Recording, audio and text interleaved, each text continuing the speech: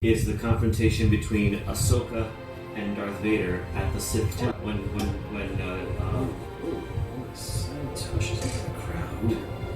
he slashes him on his helmet. Sees his face and he says Ahsoka, and it's like the blend of Darth Vader voice and Anakin voice, and like you see it on her face, and that was like, no, that's sick. That was pretty legit. And I like when they came back to it after they had in the realm trying to find their way back, and that's when he saves her at the end. Yeah, that's for time travel. Yes, that's pretty. It's like if you're gonna take liberties with Star Wars lore, please do it well. Absolutely. Right? Do it well. It's like, okay, now time travel with the Star Wars. Count this down in 3, 2, 1. Beto, Mr. Ranjel, how the hell are you? I am fantastic, Senor Davenport. How are you? It's been far too long. You see, I don't have you around on a weekly basis to keep my shit together, as it would say, and keep me sharp on edge. Wow. The saying, iron sharpens iron. Yeah, well, we're drinking scotch right now, so to say we're going to keep a sharp edge to this conversation is absolutely pretty unlikely. Are we even recording? There. Yes, we are. Okay, yeah, good. So, well, hey, cheers. Oh. I had a serious quandary yesterday, so I was like, okay, the bottle is about the same price, but I had a red bottle for this classic cut, whatever that means. Right. It looked like it was going to be real sherry. Mm-hmm. And I was like, okay, I like sherry. Sherry is good for okay, you want to sit around, you want to have a nice steak, you want to smoke a cigar, you want to make a night of it, but you don't want to spend $200 on scotch. No kidding. I can appreciate the red box. I think that's what the red box would have been. This, however, is 15-year triple cask. It's not exactly sherry, but it's a whole different type of thing. No. Yeah, it's some serious shit going on now. Yeah. We're just gonna drink scotch on this podcast the whole episode, y'all. Sorry, you guys don't get none. If you're looking out there, McAllen, Davenport here could use some sponsors. So hey, yes, please, McAllen, if you would sponsor the PlayMariachi Podcast, I would be happy to talk about music, life, the gig life, all the ins and outs and things that happened while drinking your scotch, because I love your shit. Mm-hmm. That's a weird thing about YouTube too, is a lot of ad revenue stuff and sponsorship, and there's a lot of corporate influence in Google, and then you get into politics, and it's like, no one owns this. This is my channel, my shit. I don't get lots of money for it, but I can say whatever I want. That's exactly right. Isn't the internet grand? Yeah, internet. Again, guys, internet was kind of made in theory to say whatever the fuck you want, because there's this thing in the country called free speech.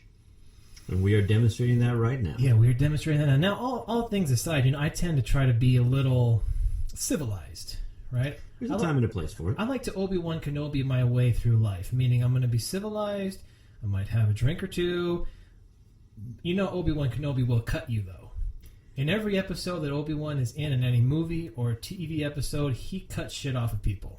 Definitely. Yeah, so I like to Obi-Wan Kenobi my way through life. I'm going to have a drink. I'm going to relax until it's time to cut some shit. That sounds like a plan to me, sir. Yeah, it sounds like a great plan. So, Beto, I appreciate you coming all the way up here to Phoenix. We need more Tucson people in Phoenix. That's what I hear. You've probably heard me and Miguel on this podcast just bashing the shit out of everybody here in Phoenix. There are exceptions.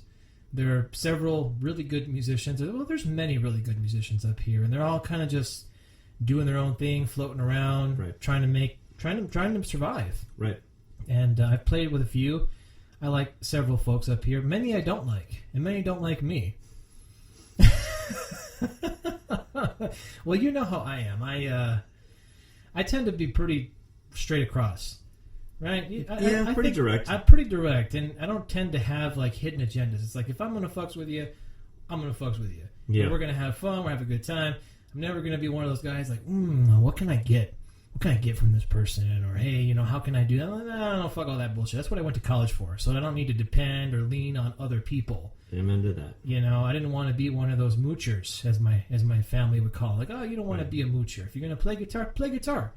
Practice every day. I don't hear any fucking guitar coming out of that room. That's how my family would talk to me. I don't hear any guitar out of that room. What's going on? Yeah. Right? And there's a lot of that in this world. I see a lot of it out there, less so much now because of the social media. I think people get outed a lot faster these days with all the kinds of shit that goes on around there. It's you can't do anything in this world without it being blasted, broadcast, or otherwise recorded in some way, shape, or form, audio or video. And so you have to be extra careful with a lot of things that you say and think and do in certain mediums. And also with your jobs as well, like my full-time job. I'm still as I'm climbing the ranks of administration and hopefully can keep on climbing, you become more and more a public figure, and it's not something that I'm seeking, but it's you're aware of the responsibility. Yeah, and as such, you have to be careful in what you say, even in casual conversations, because I don't know how it can be taken in shit context. Gets back to you too. You're like, we heard you said such and such and such. It's like, did I say that? Mm-hmm. Well, I might have said some shit. Okay, well, whatever. Yeah, so we're keeping all that in mind in the Play Mariachi podcast here a little bit. We have our good friend Beto here. For those of you who don't know, Beto, been playing mariachi music for almost 30 years? Almost 30 years. Yeah, so you were like, 4th grade, 5th grade? 4th grade when I started, so I was 9 years old officially when I started. Damn, they're almost 30 years of playing. Yeah. Formal education. We're going to kind of dive into all this, but most of the things that I like to start off podcasts with guests is kind of your backstory. Okay. So, you're musical director, you've coached and ran a couple of groups, and you're an educator, you're kind of a mentor, you're former Chongo alumni. I am. Lots of fun shit in Tucson, and everybody knows Beto. And that beautiful baritone voice of yours. So where do you want to start, sir? So kind of like, where did you started in music? So your first 4th grade orchestra violin camp, That's exactly pretty what much where it was? 4th grade orchestra in elementary school is where it all started. Where'd you go to elementary? Lineweaver Elementary. Lineweaver. Central Tucson. Central Tucson. Yeah, we're talking like it's in the San Clemente neighborhood, right, just east of Randolph Golf Course. We're talking dead center of town. Mine was Grijalva. Oh, no, different town. No. A little more south side of town. A little bit. A little bit of Midvale. There's always a little bit of Midvale in me everywhere I go. Yeah. So I went Grijalva to Van Busker, and then there was, even shittier. And so there was violin there, but so you start with violin, orchestra. Mm-hmm. How do you get into mariachi music? Like, where's the spark that goes this whole thing down its path? For the Rangeles in Tucson, it has to start with my dad. He had his own groups. Well, first of all, he moved to Tucson to go to college. He went to the U of A. He's from Central California, down in the Grapevine, in a little town called Wasco, which is just west of Bakersfield. Came to the U of A to go to school and stayed after that. That's where he met my mom, was at school. He was a trumpet player from youth. He was in marching band and all that good stuff. He was in the Pride of Arizona when he was at the U of A as well, which is pretty sick. And he got his taste of mariachi jamming out with the San Agustin Mariachi at the San Agustin Cathedral downtown. So that was the first time he'd ever played mariachi music.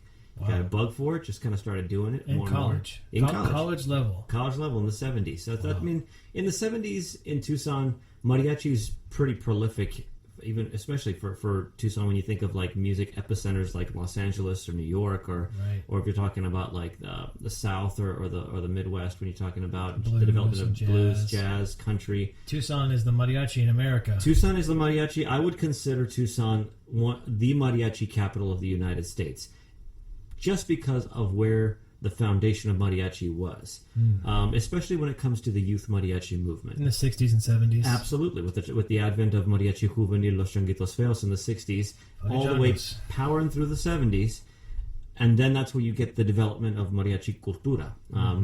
At that time in the 70s, when my dad was in college, was when a particularly decent group, you might have heard of them, Mariachi Cobre.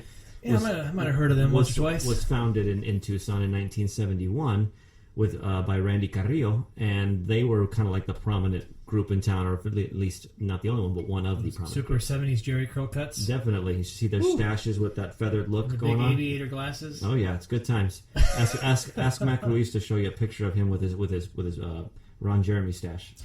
I didn't want to make a reference to Ron Jeremy, and you fucking beat me to it. It's funny. Those guys grew up with all of our parents, like my mom. Yeah. My mom knows Roberto Martinez, totally. Mackie, Steve, all of them, because they all grew up in Tucson. Yeah. Tucson High, Pueblo, Sunnyside. They went to school with my mom. My mom went to school with Mac. The Carrillos lived 2 streets down from my grandmother in the neighborhood on the other side of Reed Park. Shit. They lived off of, pardon me, Mrs. Carrillo, I don't remember your actual address, but I think you lived on either 19th Street or Eastland, which was 2 streets down from 18th, which is where my nana and therefore my mom and her family grew up too. So they were literally right around the corner from the Carrillos' Right in the house. barrio. Yep, right in the center. So yeah, man. From there, my dad had a couple of groups. The first group he had was Mariachi del Pueblo in the 80s. At that point, by 1982, Cobre had transplanted. They had moved to Florida, to Orlando. Evacuated. As they became the featured performing mariachi at the then newly opened Epcot Center at Walt Disney World.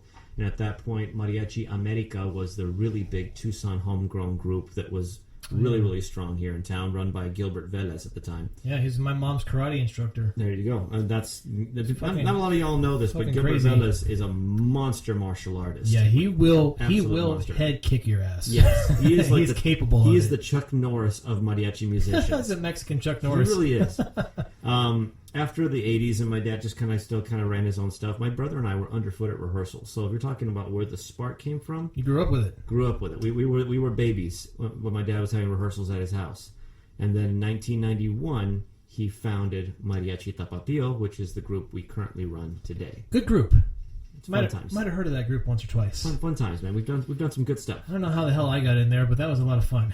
I kind of just showed up one day, and I think Louis was literally just like, yeah, I like how you play. And that was it. And that was 9 years later. I was like, holy shit. Real formal audition process. Yeah, real formal. Round 2. Yeah. Like we're saying, sponsorships. McCullen, please, yes. I'm going to face the label out. I'm going to cheat the camera. There you go. There you go. So will. Proper product placement on the Play Mariachi Podcast. There That's you too go. many P's for people listening in their cars right now. They're like, fucking Jason. Shithead. Oh, man. So you start with your dad. Start with my dad. You go to practice. How do you get into chongos? That It was... seems like fucking everybody at one point in their life was in chongos or not. It feels but like not it. everybody stays. It's very true. And that was a complete random happenstance.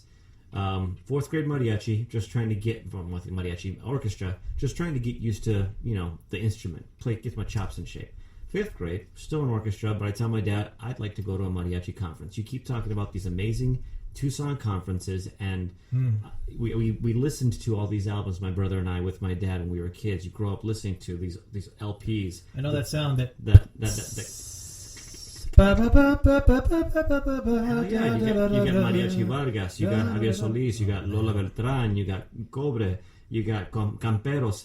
You listen to these and you hear, and then these names, you say, what, they're going to be in Tucson all at the same time? What is this nonsense you speak of? Yeah. What is this conference? Because it sounds like it was 50 years ago that you're listening to, and it's like, no, they're coming. Yeah, they're here. They're here. And you're like, oh, okay, so then the ultimate test, right? This is what fucks you up when the first time you see a live performance. I know it got me. When you hear an album and you see them perform live, and the shit is just as powerful and as real as on the album. Like, you can hear an album, it's like, okay, there's 8-track recording, even in the 70s and the 80s. It's like, maybe you can multi-track a recording. Mm-hmm. Today, I'm multi-tracking right now. It's like nothing, right? I have 2 channels and I could edit this all day. No big deal. Right. But then you hear the album and you see the group live. And they're not only as good as a recording, they're better. Yeah. Right? They're more powerful. And you're just sitting there like, holy shit. That was my Vargas. First time I saw Vargas when I was like in 2002, Totally. 2003. Yeah. And then I saw Cobre play that Jorge Negrete potpourri the first time. That duh, I'm like, Bum, ba, bum. my life is over basically. It's for us. What I can imagine people is now, like this next generation or anybody. It's the same, I think, phenomena when you read a book and then you have this imagined point of view of what that universe that you're reading about feels like, whether it was the Harry Potter universe, whether it's the Jurassic Park universe, Stephen King. Pick anything like that where they build this mythos of this creation of this world, of this way of living that's not just let's tell you a story, beginning, development, the end. There's a backstory. Right. There's true effort that took the storytelling into account. And then when you see it, you have this comparison in your head of what you envisioned versus what it is. Is it better good, worse. Totally. And when you're a kid with mariachi music, I mean, it's pretty easy to stereotype what you know, especially when you're limited in your scope of what you see. Right. But then when you see the monster groups on stage and they still hit with the same the vibrancy and energy, and it just floors you. Yeah. And you're inspired again. What really got me, and I know we're going to go on the long way to answer your question. This is the podcast, man. We're having conversations. So this is my first conference. I tell my dad, I want to go to one of these conferences. He's like, fine. At this point, we didn't pay for a group. So my grandfather, my tata Ricardo, who is no longer with us, was my chaperone. And so we basically just signed myself up as an individual, didn't go with any groups, and I didn't know any better, so I'm like, level 1, let's just start right at the beginning. Right. And so we go. My dad went to, because he wanted to go to the trumpet workshops at the time, and that year was Vargas, Camperos, Cobre, the trilogy. Jesus. Isn't that the video that you see on YouTube of them playing? That's the year. I think. With the giant Pueblito set in the background. Oh, yeah. And the soloist that year, I believe... It wasn't Beatriz Ariana. It was either Lola Beltran or Beatriz Ariana was the soloist that year. Pretty sure it's Lola in those videos. I think it is as well, because then she's walking up the stairs singing Cucurucucu. I think that was that year. With Damian and Chema and those guys accompanying. I'm like, oh, man. So for those youngsters out there that don't know what that sound is, live, to see those guys jamming since they were, in the 40s, 50s, growing up, 60s, 70s, 80s, 90s... Fucking 40 years of armonía, just power. Total. Messes you power. up. You hear that and you're like, that's something different. Well, here's also what was different at that point. The Tucson conference was held at the Tucson Convention Center in downtown Tucson. I missed that. Yeah. Point of order, I missed the Tucson conference, sorry. Yeah. Downtown. Now, I missed the Tucson conference downtown as well, and I could go on a whole diatribe about that. We can save that for later in the conversation. Yeah, later, after we've had a few more of these. Sure. So this conference was downtown.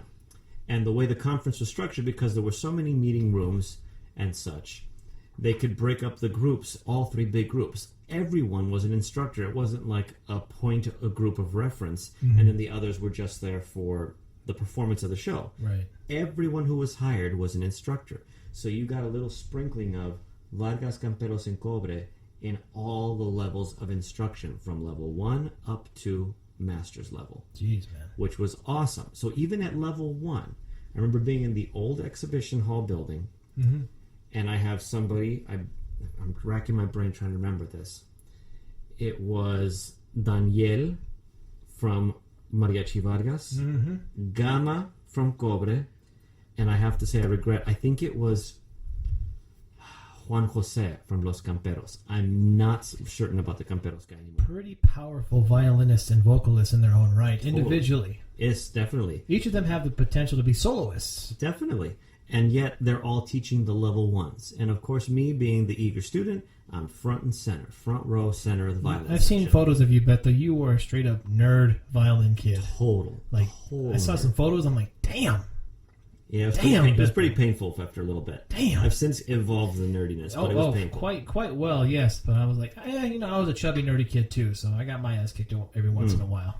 The first songs at my first conference, Viva mi desgracia, El Sensontle, and El Tranchete.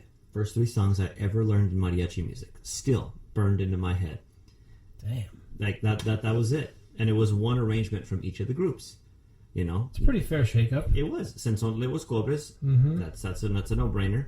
Then you get Tranchete, that was transcribed by Chuy Guzman for Camperos, and Viva mi desgracia, gorgeous vals, right, by Vargas. I mean, that's like textbook mariachi music, and that was my first conference. Standard, right? So there's that word that we throw around in this podcast. Standard repertoire. There are standards. There's standards in how people build guitars, how people perform, how people play, how people write. Yes, those 3 songs are standards. There are levels. There are levels, guys. So this is where it comes to your question about the changos.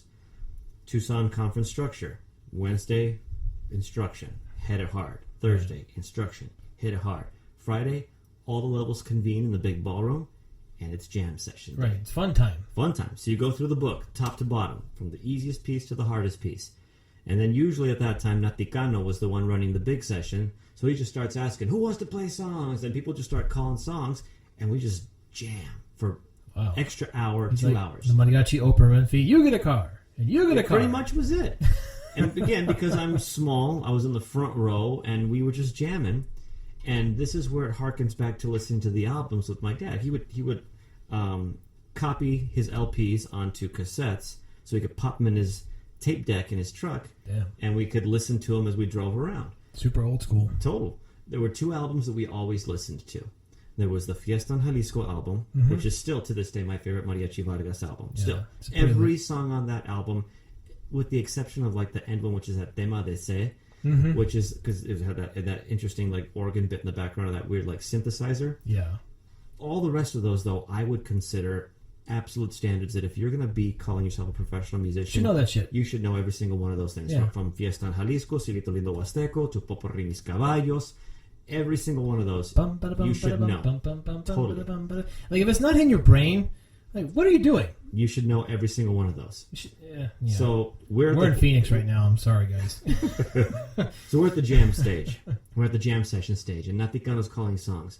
I'm small. I'm in the front. I don't know. Somebody calls Viva Veracruz. Of course. Nice. I have no shame. I have no boundaries. I don't even know necessarily who's standing in front of me. I just know this is the guy with the mic. So I ask him, can I sing the song? Yeah. And he looks down at me. I remember this moment. He looks down at me, looks at the mic, shrugs, and hands me the microphone. Yeah. Good luck. Let's see what you got. It's like one of those Michael Bublé moments. You know that video on YouTube where the kid's mom is like, my son can sing. Totally. And you can see Michael Bublé's face like, Like, who is this crazy bitch putting his son up there? Yeah, seriously. But then you have the kid there. And you're like, hope he's like, get that breath in your lungs. Let's go and let's do it. And then all of a sudden, he can actually sing. And then he can sing. And he's like, oh, he can sing. Mm-hmm. Get up here. So, holy shitballs, Mom. I didn't speak Spanish at the time. I learned everything I learned phonetically. Didn't know necessarily what I was saying. I just wanted to sing. That's all I had it in my head was I wanted to sing. Nice. And so I sang it. I got on that mic and I sang Viva Veracruz from top to bottom, certain that I butchered words because I didn't pronounce them correctly, but nobody cared. Yeah. Everybody, at the end of it, I remember everybody went apeshit nuts. Nice. And I couldn't help it. I started crying. I was like, this is amazing. Right. Oh my God. It wasn't like the stage fright crying. It was the, this is awesome. Can I do this again? Like forever? Yeah. It was one of those things. And so I remember my dad, who was playing in the back, happened to look over at one point. He's telling me this later. He's like, this voice was singing and I recognized it, but I didn't recognize it. But I recognized it because it was my son's voice, but I've never heard my son sing before. And all of a sudden, he's on a microphone in front of this room full of musicians, in front of Camperos, Vargas, and Cobre, in front of everybody who's there watching. And he's singing Viva Veracruz because we've listened to it a million times in the car. Right. And after that jam session, I'm sitting with my tata. We're just kind of hanging out, decompressing a bit because the show's later that night. And we're going to stick around for the show. And who walks up to me but Joe Mendoza? The man. The man. At that time, the director of Mariachi Los Changuitos Feos. Like, hey, who's that kid over there? I got a violin section coming up soon. He kind of he talks to me. He hands my tata a business card and says, give me a call. I'd like him to start coming to rehearsals to see if you're interested. Boom. And that's where it started. And then I just started going. 30 years later, guys, he's in my office on the PlayMariachi Podcast. And so you have your start in the Changos, and you go through, obviously you become an alumni. How do you make that bridge between, because everybody I think who plays in a youth mariachi group knows the grind, right? You're grinding from whenever you're inducted until you're a senior in high school. Okay. Yeah. And right, you're going. You're doing conferences, you're doing all kinds of badass experiences, you're doing concerts. Like some groups in the past have played for the president. I was in one of those groups. Nice. Played for President Clinton's second inaugural. Holy shit. Okay. That's right. I was lucky enough to be in the group during the 40th anniversary when we're doing all these shows like with Mujer, Vargas, Camperos. We go to La Fonda. I'm like, God damn, I'm spoiled. Rightly so spoiled, right? Because I just so happened to be in the group at the time. Yep. We're doing all this badass shit. And so how do you go student, right? That experience, all of that wonderful, kind of unforgettable experience. Totally. and then you graduate. That's something that a lot of people don't talk about, because there's this really weird transition from being a senior in high school, performing member of a mariachi group, and then Tucson, it's kind of like everybody knows whatever high school you're in. Right. You're that guy that goes and plays mariachi music on the weekends, and you're on TV sometimes. You're playing in the convention center. You're doing all these shows. You get excused from school to go do conferences and concerts. And I remember I was working at Office Max in my senior year of high school, and it was dope because it's like I get off on Friday afternoon, like at 6, and I got Chewy's gigs at 7, 8 o'clock. People are like, well, what are you going to do? What do you do? Oh, I'm going to go out with my girlfriend. Or I'm going to go do this. I'm going to go be a rock star for 2 hours, guys. So totally. Later, bitches. You know what I mean? It's fun. It's a fun feeling. It's a fun feeling. But then it stops. You graduate. You're out of Changos. Yeah. So what do you do then? You start. I mean, I know your pedigree, your academic pedigree, right? Yeah. And this is one of those things that's a very high point of contention, is because now you're in this bigger pool of anywhere between the guy who's been playing for 30, 40 years that has no musical education background to seasoned veterans and classically trained musicians, and you're in college now. How does that transition go? You know what I mean? Like, that's a big thing, I think, for you and me, is the formal education, because we've been through it. We know the bitch of having a college-level music education.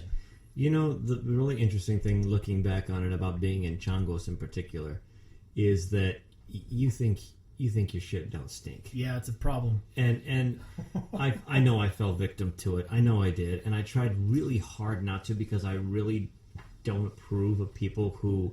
Super cocky. Yeah, I don't approve of people who don't have a nice dose of humility into what they do. There's nothing wrong with acting the part when you're on the stage, but when you're off the stage... Be humble. You've got to be humble. You've got to acknowledge your roots, acknowledge where you come from, and I always try to teach that now. But I can remember at the time that when I graduated from high school and thus graduated the Changos, I thought I was at the top. I was the top of the food chain. Ooh, it's a horrible feeling. That's a big drop off. You know, because of what the experiences we had. Yeah, know? Because you're and this was one of the few times I really talk about it. But it's, you know, we in my generation, and in every generation, an '80s generation has their things that they did that were amazing, and there's some great musicians that came out of the '80s, great musicians that came out of the '70s. Our mentors, absolutely, our predecessors, and they had their own sets of experiences that are world worthy and that are amazing. Mine happened to be that we were invited to perform in President Clinton's second inaugural parade, which sounds amazing, but in the reality of it was painful, because it was like below freezing, and when you're a violinist, you can't really wear gloves, otherwise you can't articulate on your instrument. Right. So we had like the security and the officers and the state police and the federal police who had those little chemical packed warmers, and in between each songs they were tossing us fresh ones so we could hold on to them to keep our fingers going. It's like February right now, we're freezing to death. Yeah, you know. Meanwhile, the trumpet players are laughing because they can wear gloves of what they do, but I couldn't. And I was a small dude, so it's not like I had a whole lot of like insulation, extra meat. No, not a whole lot. It doesn't help all that much. Not so much. Yeah, you know, it gets you an extra 10 minutes. That's fair enough. And for your fingers, it doesn't get you squat. It doesn't get you shit. No. So, you know, we had some other things too. There were a lot of local concerts and competitions at the time. I don't know if you remember if it was actually in vogue when you were in Changos, but there was a real big push for like youth mariachi competitions when I was a kid. It started. You see, okay, so here's the thing. It was kind of, right? Yeah. I don't know if it's weird for armonia players. I don't know if it's different for violinists, because I always compare violinists to orchestral violinists. Everybody wants first chair. Nobody fucking wants second chair. Everyone wants first. Yeah. If you're second chair, you want to fuck first chair in the face, right? That's your goal. Cool. You don't have anything wrong with the person personally. No. You could be your best friend. You want their chair. I want your fucking chair, and I'm going to battle you for it every day. Totally. Right? Armonia players, it's so different because there's no first chair for armonia. So it's like fucking UFC when it comes to armonia players, you know, and especially when you're a teenager. Yeah. I remember when I was a kid, it was me, and I was the bottom end of the food chain, right? Because everyone would talk shit to me because I was in Changos. And because I was a relatively newcomer at the time, because I just popped out of nowhere. Mm-hmm. And all of a sudden I'm in Changos, like, who the fuck is Sterling Davenport? Everywhere I go, it's like, who the fuck is Sterling Gotta Davenport? admit, man, one of the whitest names that has ever passed through Changos. There have been a lot of white names. There's been white kids. Actual white kids in Changos. Lots of actual white kids, you know. I have a whiter name than Dr. them. Jeff Nevin right now. Jeff Nevin. He's not Latino at all. No. I'm a quarter Latino. I have the whitest name on the planet. Sterling Davenport's a fourth?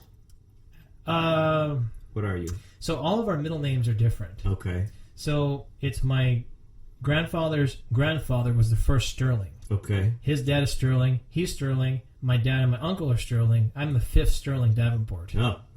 Yeah, it's a real bitch. It's great now that I'm older. Now that I'm older and, you know, I make my own money, I have my own house, I pay my own bills, all that shit is like, oh, it's Mr. Davenport. Like, yeah, it's great. I like that, right? Yes. Sterling is nice.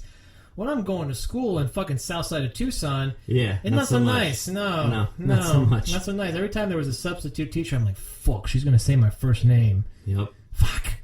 And it's like, Javier, Anisette, Ruben, Sterling? Like, oh, man. Totally. Yeah, here, bitch. And so there was a competition aspect to it. It's like, who knows the most shit? Yeah. Who knows theory? Who knows how to build chords? So if you're trying to be a Tucson Armonía player, and fucking Louis is, you know, just fresh out of high school, you know what I mean? And Kramer is still alive. So, you know, it's not even fucking fair, right?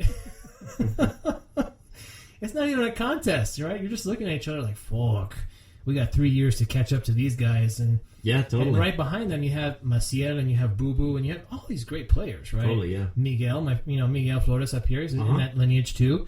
And so I don't know what it is, but some of it was, okay, well, how can you play the best Monicos, right? Can you play them fast and in time, right? Yes. We're going to sit here all day and talk while we're drinking, guys. We're going to... Dude, I killed a whole bottle with another interviewer. Don't apologize. I'm going to try to not do that this time. We will try not to do that. I'm enjoying delicious scotch that you have purchased. So what am I going to do? Say no? Yeah, it's amazing. What the fuck was I going to say? Oh yeah, musicianship. Mm-hmm. So you go Changos, you start working, you start jamming. Mm-hmm. You're in your dad's group, but you're also at that age. You're what, 18, 19, 20. You're going to school, you're going to college. Totally. It's a very interesting time because now you're working. Yes. You're working now. It's a whole different kind of ball. Very different. You're not being catered. You're not being driven anywhere by your parents because that was the mentality of Changos. Chango parents are like, soccer moms. They're the Mariachi World Soccer moms. That's a very good analogy. You need to get to a gig. You sure as shit ain't going to do it when you're 14 years old. Your mom's going to take you to that gig. And then all the parents hang out together while we play at somebody's wedding at Star Pass. And then we all do our thing later. And if we have to go play out of town in Safford or Morenci or Benson or Bisbee, we all carpool together. We all make sure we don't get lost. I mean, at that point, it wasn't necessarily GPS. It was just watch her taillights. Make sure Miko, don't you take your eyes off her. Yeah, watch her. I can't see her. Somebody call her. I can't see her. And it wasn't like we had mobile phones to call. It was just like you had to be an eagle eye out there. So it's like you had to pay attention. Just watch where she's going. You also have to pay attention while you're following one car. You don't hit any other fucking cars. Totally. But mariachi moms are soccer moms. They take you everywhere. When you're in college, you're on your own, and so you're playing the pintas now, man. You're playing the restaurants. You're playing the backyards. Totally, and it's you got to keep it's a rough crowd. Shit together. It's a rough crowd. It's not. People don't, when they're hiring Los Changuitos Feos or any of the other many youth groups that have grown in Tucson. I mean, since Changos has existed, there's been other youth groups that were either in competition to or the alternative to or just another group in town. Right. I think it was Mariachi Estrellitas de Oro, Corazón de Oro, run by the Grijalva or the Garcia family, rather. Oh yeah. My wife's family. Yeah. Shout out. Lots of other groups out there, but they hire a youth group, any youth group. The mentality is this is a group of kids. Yeah, we're gonna hear something cute. And generally speaking, people are respectful of that, and you're going to get at the very least polite applause. When you're an adult, they don't want to hear that shit. Out the window. They're hiring adults, and they're going to treat you like adults. Yes. And they're going to either love you, or they're going to fucking hate you, or they're going to hate you, or they're even worse. The worst of either of those is they're going to ignore you. Oh, that sucks. That's the worst. To me, that's the worst. That is bad. I go home like, You feel like you did shitty even though you know you don't. Especially now when we're in our 30s or 40s or whatever, we can shrug that off because that's experience talking. But when you're 18, 19, 20 and you're used to have been showered with accolades when you were a kid. Now you don't got it. You don't got that. You go into a chamba. You're playing in the back room of Casualitas at 10 o'clock at night for a wedding that somebody put together on a shoestring budget, and you're winging your way through Trompetas de Diablo, and you're lucky if you get a pity clap. Yeah. And you just gotta... It's worse than pity sex, folks. It really is. Yeah, kind of, yeah. You keep your smile on your face, and you keep right on going, and you just keep right on playing. I've seen some people, even adults, like fucking 2 weeks ago, like, they're just like, they didn't clap. I'm like, well, fuck them. I was like, no, bro, I mean, you gotta do something for them, right? That's the way it goes. So this is just my own personal philosophy, and I can't speak for anybody else, but if there's a crowd who is not responding to what you're doing, you change what you're doing. Change what you're doing. So if it means you got to change up the rep, you experiment. Yeah. You kind of start feeling it out. You play a corrido. Let's see if they like that shit. It's absolutely. Let's play like, I don't know, Moro de Cumpas. Let's play it. See what happens. Okay, they didn't really dig that shit. Okay, let's go by composers. Let's play Vaquilla. And like, oh yeah, Tapatio. Like, oh fuck. And all of a sudden they're all over that mess. We just stepped into some shit here, guys. Absolutely. Then you're like, that solves the next 4 or 5 songs. Let's go. That'll kill 20 minutes. Yeah. Or you pick a composer and you're like, let's see if they like a little bit of chente. You throw out some chente. Pa pa pa dum, pa da dee da da dee, and all of a sudden you hear everybody, yes, and you're like, we found you. Found it. Gotcha, bitches. So you start kicking it, and then you find a hook. If you're decent at what you do, you find a hook. You're gonna get there. You're there to entertain. Yeah, absolutely. I mean, you're not there for your own pride. You're there to entertain. The problem is that it depends on the group and the ensemble you have, the quality of the musicians. If you've got a small quarteto versus a full-size group, sometimes your repertoire is set. So, for example, in modern times for me, we have a show we're prepping for in a month. Right. So I want to practice that rep for that show at the gigs leading up to it. So sometimes I have a set list. Very true. And that set list isn't necessarily going to reflect what people want to hear. Totally. But of course, it's the audience, so I'll probably go to the set list for a bit, or I'll sprinkle them in throughout the whole set, but I'll also stick with the hometown favorites. But the funny thing, and I know I'm totally like taking a tangent and ping-ponging off here. This is the whole point of the podcast. See, I don't script anything around here. I have notes because I want to be a professional. I like this. This is a conversation. So this is where I think this is fun. Is that my brother has always told me this, and in the back of my mind, and I apologize, Louis, because you were right all along. All right, let me sit back here. All right. The Tucson community does not give a shit if you know Viva Veracruz, Violin Huapango. They don't care about all those pieces. We care because there are masterclass pieces. Yeah, there are Rachmaninoffs. Absolutely. They're the ones that we do to show that we can hang with the big boys. Mm-hmm. The ones that everyone wants to hear. El Rey, Volver, Los Laureles, Botas de Charro, La Mano de Dios. They want to hear classic rancheras and polkas. Yeah. And that even extends into the big shows. Yeah. Case in point. Yeesh. Case in point. Yeah. A couple weeks ago, and I'm total shameless plug here, we performed at a venue that we got a hookup through that I worked pretty hard to build some relationships with, and I am eternally thankful that he took me up on my eagerness. Eagerness. My dare I even say just my willingness to work. Yeah, it's like, hey, you want to fucks with us? Let's fucks with us, right? We got to do a show alongside Sol de Mexico and Garibaldi. Looked good. Which for Tapatio was a first. I know other groups in Tucson have kind of done that. I know hit that level. Nobody with Silo de Mexico has done that kind of thing. I know that Sonido de Mexico under Andrea Gallego's direction has done that kind of stuff. Now it was your shot. Now it was our turn. I know Sol Azteca, when Angel was the director of Sol Azteca, yeah, it's true. They did some shows as well. I think they did a couple of Vargas shows too, which was great. They had a lot of classic Cobre arrangements for that shit. Totally. It was dope. Totally. It was pretty dope. So we're putting together our set list for San Diego, where we're doing our show at the Del Mar Fairgrounds. And we're going through all these things, and I had these lofty ideas because you know me, Yeah, at this fucking point, Jason. Poco Tonto and shit. Well, there's that, and I wanted to do La Vie en Rose, and I wanted to give Walter a sick man. trumpet solo, and then have Serena sing it. It was going to be gorgeous, but in the end, I axed it because we didn't have time to go learn it and pull all that stuff through. We had a lot of stuff we were lining up, gigs, concerts. We had our own Gaslight shows to do. Ended up just not happening. Right. But so we ended up settling. And at first, I considered it settling, but in the end, it was totally the right thing to do on a couple of standard sones. One to kind of open it up and show that we knew what the hell we were doing. We called it Brinco, which was a fun one to do. I've gotten a lot of requests for Brinco. It was a fun one. It's a little off the cuff, a little different from Tucson Mariachi norm. Very, very Guadalajara Internacional. Totally. Yeah, it's like, But it was okay. one that it was a request song from our former trumpet player Walter Trujillo, and he's like, "Can we do this one?" I'm like, "Fuck yeah!" So we did it, and we took it out, and it was one of those to show that we knew what we were doing. After that, You had the chops. we had classic rancheras, classic stuff. Like, it was nothing crazy. La Escalera, Que Sacrificio, Hermoso Cariño. Because you have a lot of girls in your group. A lot of girls in So the you group. got to play those songs. Exactly, and I know that there's a lot of people out there who have opinions on all guy groups and all girl groups, and there's lots of like guy power and girl power I things. like the co-ed thing. I like the co-ed thing because it lends to your variety. You have more variety in what you do as an ensemble. It's a little weird to hear Amor de los Dos from Camperos. I'm like, It's a little strange. a little or weird. Vargas. I mean, it's just, I get it, but those songs are designed to be done by a co-ed group. Yeah. You know?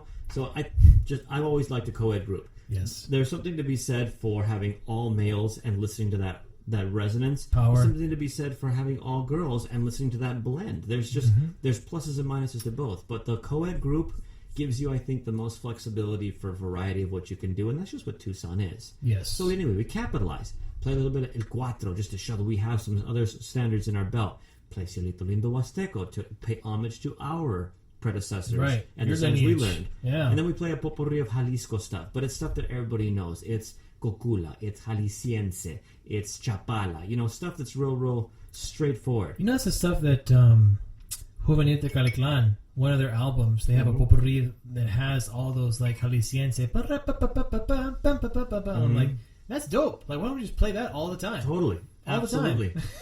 The one out of all of our set that everybody went the most apeshit for was Hermoso Cariño. Oh, as soon as man. they heard it, da-da-da-da-dee-da, crowd went nuts. Yeah. Crowd went nuts. Kill 'em. More than any song we did. The funny thing is, it was a last-minute addition because we had some emergency that happened in San Diego, and we had to change the set list on the day of the show. Oh, Jesus. So that was it was a terrible emergency Oh, my God. and an unfortunate thing that happened. Stressfulness. But we changed the set list, and that song that we added in was the killer song. It was not even a question what our most popular song was that day. It was Hermoso Cariño, Yeah. which proved my brother's point that he's been telling me since we were kids, is that that's what people want to hear, and it's because that's what mariachi music is. It's Mexican folkloric music by the people for the people. It takes them back. That's one thing I learned up here. Totally. Being away from Tucson, I'm away from the bosom. Yeah. I'm away from the nurturing ground and the nectar of the gods that is Tucson, right? Mm-hmm. And I'm up here in people's backyards, and people in Phoenix, they're immigrant families. Most of the gigs I play are like first, maybe second generation, Mexicanos. Sure. And when we play some of this music, you can see that, like, okay, this is taking them back to where they grew up. Totally. You know what I mean? And then I didn't really realize this until my tata passed away, like 2 years ago. Mm-hmm. I remember the day he died, I had to come up here to play a gig. It's kind of fucked up. I was like, I guess every musician has this day where they have a family member that passes and they got work to do that Sure. day. So I'm like, okay, this is my moment. I'm not going to bitch out. Let's go play the fucking gig. And we start playing Mi Querido Viejo, Ooh. and I'm sitting there and I'm like, am I going to make it? And I think I freaked everybody out at the gig because I'm sitting there just like, I'm like, you okay, bro? I'm like, yeah, I'm good, man. You know the song? I'm like, yeah, I fucking know the song. Let's just do it. And so I didn't really make those connections. Like, we're taking people back to a time Totally. where people don't exist anymore. Mm-hmm. Places don't exist anymore. Sure. When you play those fuck you rancheras, you're thinking about, One of my favorite things on the planet. oh, Fuck man. you, ranchera. Oh, they're amazing. Y tú que te creías el rey de todo el mundo. Now, you got to play that shit There you right, go. guys. Co-ed group. Grab one of your girl singers and put them up front right after you sing El Rey, And that song kills. Get her in there. And the armonía section, for Christ's sake, you have to play those right. You have to get that guitar and that bass player. When you have a good bass player, like boom, boom, boom, boom, boom, you got to play this shit right. Yes. Not me. No. You've got to equal the energy. It doesn't have to be loud. It's just got to be full. That's why I fucks with the Mas and Candela's guitars. Yeah. Because I don't need to work as hard when I play those guitars. It's kind of nice, isn't it? It's kind of nice to just have it there, and I don't have to, like, come on, goddammit. It's like driving a toaster through a car wash, and you're like, come on, let's do this. No, I pick up one of his guitars, and I'm like, oh, shit, okay, it's carrying me now. I'll just go with it. For violins, it's a little different. There's such a huge variety. Well, you have had more time so your instrument, the violin. Yes. I talk about this with the Mas a lot. Is like the classical guitar has had maybe 100 years to evolve. More or less. More or less 100 years of like, this is what a classical guitar is.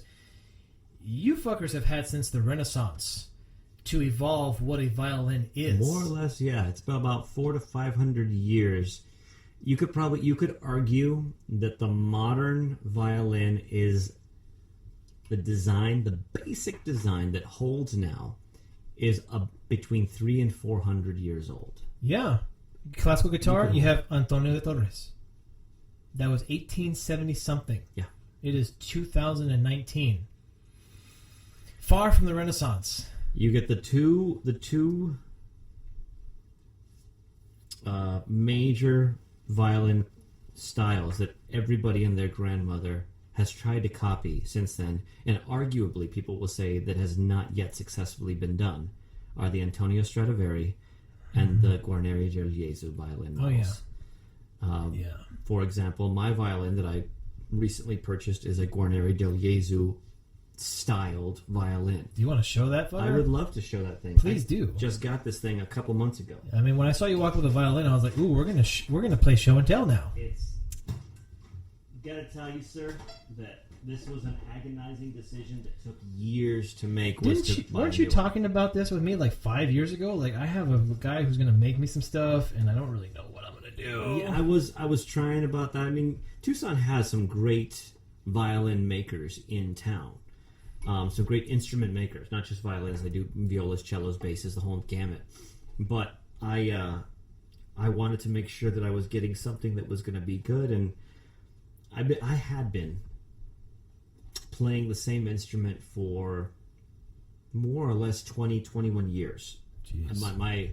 My parents and I, mostly my parents, thanks Mom and Dad, you guys bought my professional level instrument that I had when I was 16 years old in high school, because I was in chamber orchestra and I needed an instrument that didn't have a giant scuff on the front. It wasn't like the 150 special kind of thing. Right. It needed to be a step a up. real thing. It needed to be something that was decent. Our moms and dads just the best. It was the best, man. In addition to being the soccer moms, man, they bought you all your stuff. Yeah, man. my mom did the same thing to me. My Candela's guitar, the one that I sold to Hoser. Yeah, I got that when I was 16. Oh, I like that guitar. That thing is big and beefy. That thing is infamous. I gotta admit that thing. I've played that guitar. That one's. That is an infamous fucking guitar. It's kind of tough to get them chords down up in the first, second, third fret. You gotta have that. It's got high tension up on top. Yeah, you gotta have that.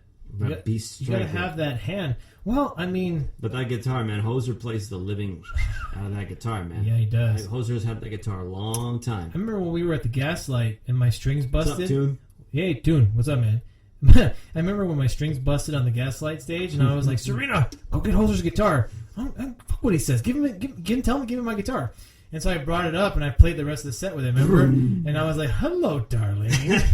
You remember me, don't you? Oh, what's that guy been doing to you? It's okay. We're going to have some time together right now. I'm so inappropriate with his guitar. Sorry. It's good, though. It's an awesome guitar. It's big bodied, too. It's a big, heavy candelas. It was just this nice, fat mariachi. Perfect for mariachi. I got so lucky, dude. Because Tomas barely knew me. I was 16. Yeah. You know, I was introduced, and I was like, I need a guitar. Totally. I'm playing a shoebox. What can we do? Yeah.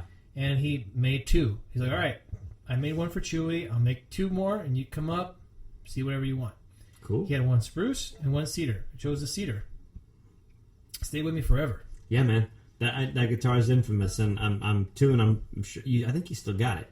He does. He's still got. He's still he jamming. He will not sell that guy. That guitar is actually pretty infamous in the mariachi world. Everybody knows that guitar. It's a badass guitar. And that's the thing I about never should have sold it. instruments. Guitarrones, vihuelas, and guitars, they have an identity. Yeah. And in the mariachi world, everybody knows. For example, Mencho has a vihuela or a guitarrón that he sold when he was very younger. It was a Roberto Morales.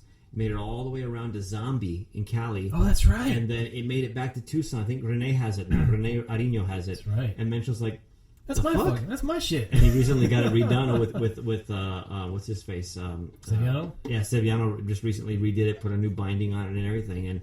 But Mencho's like, hey. But see, everybody knows those instruments. Violins, it doesn't work that way. No. It just doesn't. There are too many makers who do really amazing quality work. Shit. And there are too many varieties and years. There's just too much. It's almost overwhelming.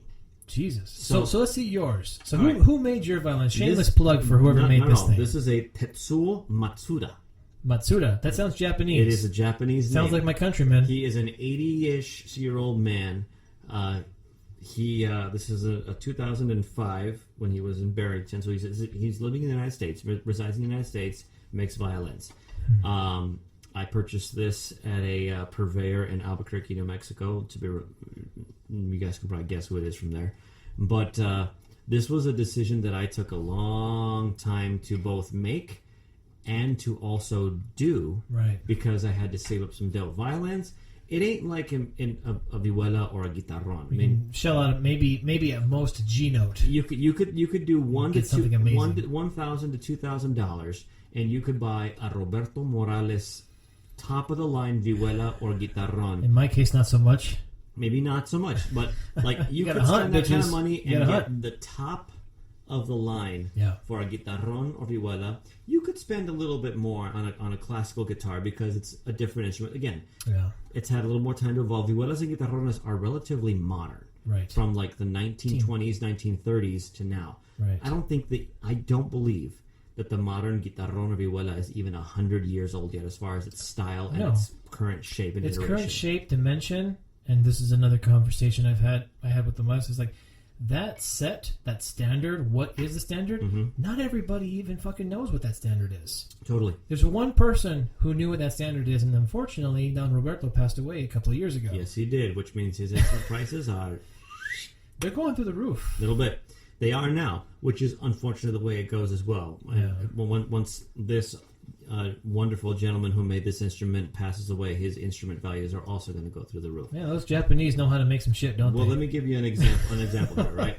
So, for the money that you pay for an amazing guitarrón, an amazing vihuela, I'd shell out $2,300 for an amazing. Totally. Right now, there's a couple guys in town who are selling a combo move of a Roberto Vihuela Guitarrón combo for about $2,000, and that's pretty top of the line. Yeah. Don't get any ideas. I'm first in line. I was about to say, I was like, I know you. You don't know Sterling here. This boy likes to purchase things just for the shits and giggles. Just for the fuck of it, and show it all off of YouTube. I got first dibs. I don't have any money right now, Beto. We're sitting in a house that I just paid a mortgage on, so. Well, that's a fair point. I don't have shit right now. I don't have because I just bought this thing. To give you an example, y'all, in the violin world, if you paid $2,000, you're getting a lower intermediate level instrument. Like 7th grade. Pretty much. 7th grade. If you 7th grade, if you were on the Tucson Philharmonia or the Tucson Junior Strings, that's about how much money you'd pay for a violin that you're going to be able to use there.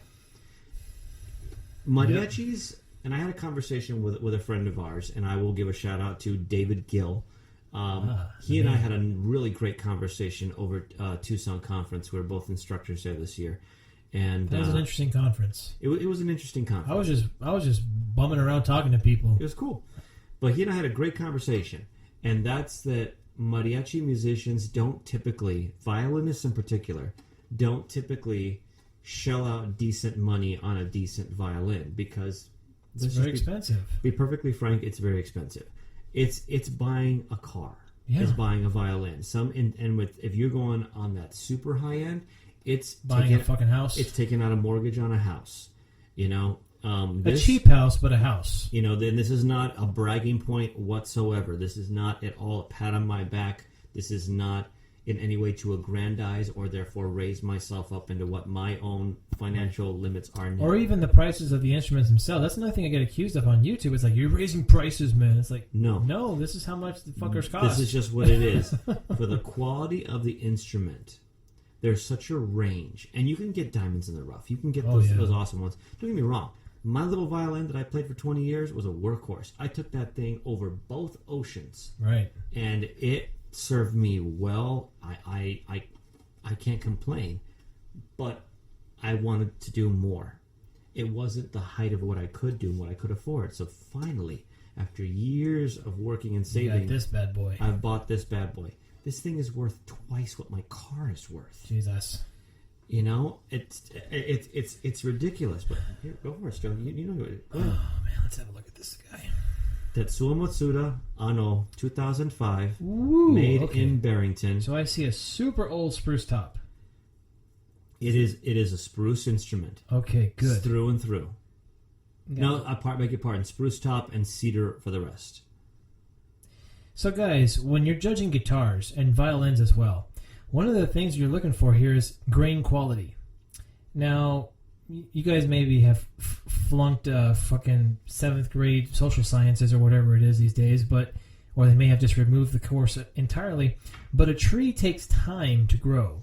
And as we've all learned, every ring around a tree is representative of a growth year. Yes. And the more years that a tree accumulates, the shorter the rings get in that growth year. And the wood that you pick in the middle of that tree is the quarter-sawn chunk of all of that age. So what I'm holding here is probably older than everybody currently living on the planet. I would guarantee older than probably even the Civil War. Give it a smell. Okay, here we go. Okay, yeah. So you got that spruce. You got the right glue. Nothing synthetic going in there. Nothing but time and real craftsmanship. As a handmade instrument. Now the fun part about this instrument... Then you got the cedar in the back. Yeah. Not maple. No. It is spruce and cedar is this instrument. It is a beautiful, beautiful instrument. The funny thing is, it's a 2-piece back, and that camera died yet? No. Nope, I got a McCullen. Please sponsor the PlayMariachi Podcast, guys. Seriously. You know, the funny thing is about this instrument is that, as far as violins go, it doesn't come off as particularly flashy in its ornamentation. It's not this flaming red color or deep rich brown. It's you don't have like little pearl inlays and all that shit. Yeah, it's just a simple, straight up violin that is done beautifully. It is a gorgeous violin. Are we gonna hear a note off this thing? Sure, why not? This thing took. It was a trial and error. I went to a specific place that has a specialty in acquiring and dealing in high-end instruments and multiple broker. Ranges, and a very good broker. I'm thinking about becoming a broker, guys. We do have a PlayMariachi Podcast website. There is an instrument for sale up in there, and I'm thinking about getting into the brokerage business because I do pretty well with finding and choosing and storing and playing. You guys can see there's multiple cases around me here. Yeah, those fuckers ain't empty. Yeah. And there's more cases back here that you guys can't see. So these guys are pretty well known for being great brokers of finding quality instruments in all ranges. Everything from student models on up to the high-end, rare, antique, collector, professional, whatever you want to call it. And I made it a trip, a multi-day trip to go to this place and try out multiple instruments. And just, no joke, from like business open to business close, I was here at this place trying instrument after instrument, taking notes, lots of notes. Jesus. My own rating system on this and that, narrowed it down to 4 that I really liked an awful lot at the end of the day. They're like, great, let's go to the hall and test them out. The hall? They have a recital hall on premises. That's brilliant. So you can actually hear if you're a concert player. Absolutely. So we took the 4 through, and I listened to my sales associate play them first, who, by the way, was an amazing violinist. Thank you so much. And she jammed out like the same kind of little routine on all four, so I could hear them in the hall, the back of the hall, let it bounce around. Mm-hmm. And it actually surprised me. My number one at that point ended up falling from 1 to 4, based on how I heard them out in the hall. Right. My number 4 went from 4 to 1. Jesus, what a selection process. It was very strange. And then I narrowed it down to 2 based on both price and resonance of the instrument. One of them I dismissed because even though it would have been an amazing coup to get an 1883 French violin, I could not rationalize that price. Not for mariachi music. Not for what I do. If you were in New York, if I was in or New in York, LA, or in LA, and I was in a recording studio more often than not, or doing the big shows, you're dropping often, that 1800s violin. Totally. but I needed to find a balance between what I do on a regular basis and a definite upgrade from what I think. It's such a bitch, man. Playing Totally. classical guitar and mariachi music. Oh man. Oh my God. No respect either one way or the other. Pretty man. much. But this guy was the end result. I took 2 home to Tucson, and it was during a time when it was right before a concert, so I was like, great, I'll play them both on stage. I'll put them on a microphone, I'll play them open on stage, I'll play them in a couple of side gigs, let's see how they feel. Right. And it didn't even take a song. It was in the middle of a song when I was playing each one. I was like, nah, this is the one. This is it. Damn. This is the one. So I recently changed the strings on this guy because I busted one at the San Diego show right at the tail end. The last song of the last set, when we were all playing Viva Mexico and Negra together. You were playing for your fucking life on that show, weren't you? But this guy, you know what? Not for nothing. It helps me improve my technique. Don't use this as a cop-out, y'all. Oh, shit. But a good musician will make any instrument sing. True. But a decent instrument, or dare I say a master-level instrument, just intensifies. Oh, yeah. Distills the essence of what that musician can do. And it's also the medium. It was just... It's you between the audience. It's totally... It's that. So this guy... Oh, man, here we go. Okay. Like this guy was just this one that just met all the criteria. I pulled out my other one this week because we were moving, and I was like, all right, I'll pull it out just to see and feel it and taste it, and just to kind of get a feel for it again.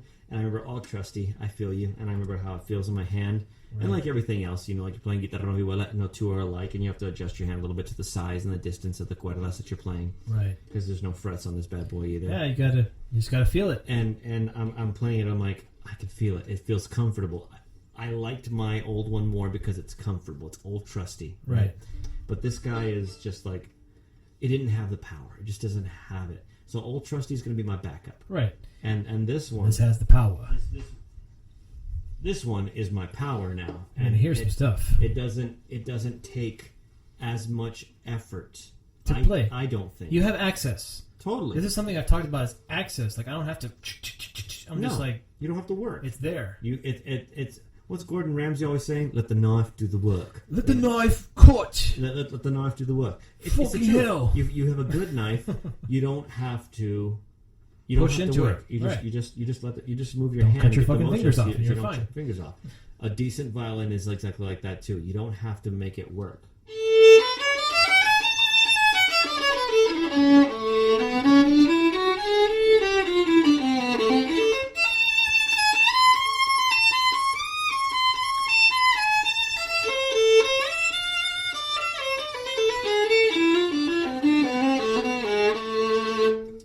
It's just it makes it easy. I was wearing headphones.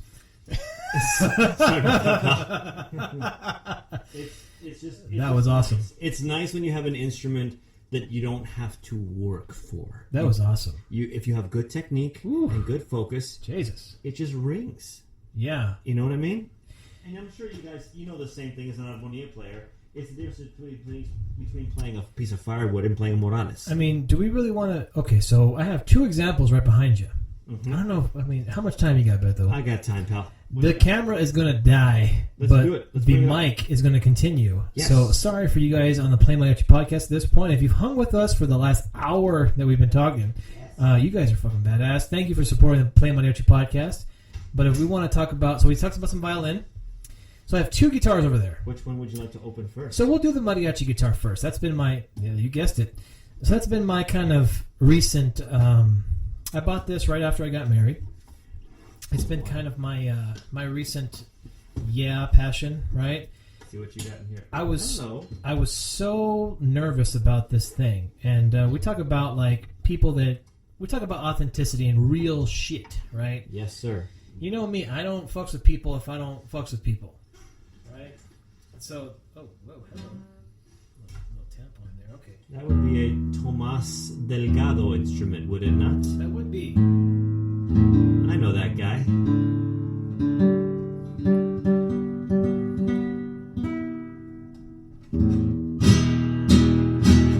So we'll go ahead and, in all fairness, Jesus, we'll let you listen to this fucker. Hand over them bows, baby. Yeah, there you go. Lay it on me. Camera's still alive. So we got a nice little mic here. So we got pick. We'll do no pick. We'll just do a couple chords. No pick. I just changed the strings. Yeah. I changed mine before a concert. Probably should have done that.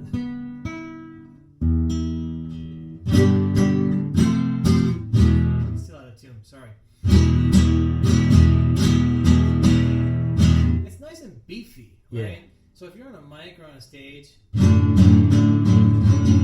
or even better yet, when we do some sexy shit like in Tapatio.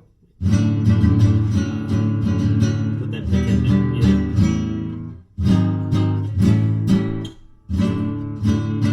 Sorry, it's out of tune. So it's real bright, real punchy, Totally. real in your face, but still at the same time you have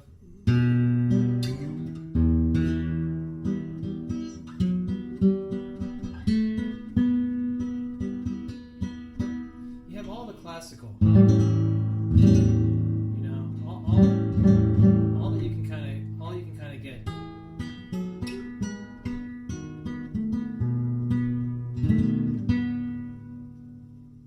There it is.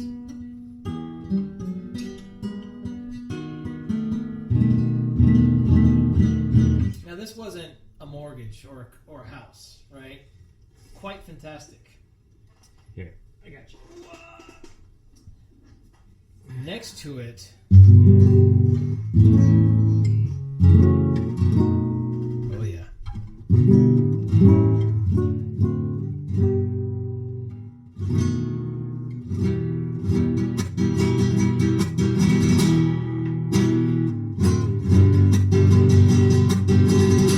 This is a gigging guitar, man. That is gig. You want to be on the stage. Totally. It will work.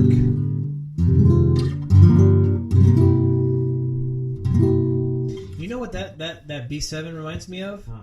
It reminds me of Gloria Estefan when she says Easily one of my favorite songs of all time. And then the requinto part, like that's your mom's house right there, dude. That's what it is.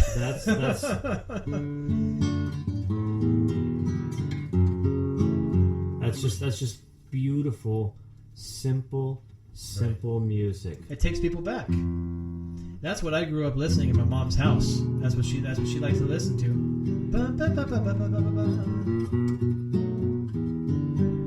It's like if you couldn't play that back in the day, you weren't getting the girl.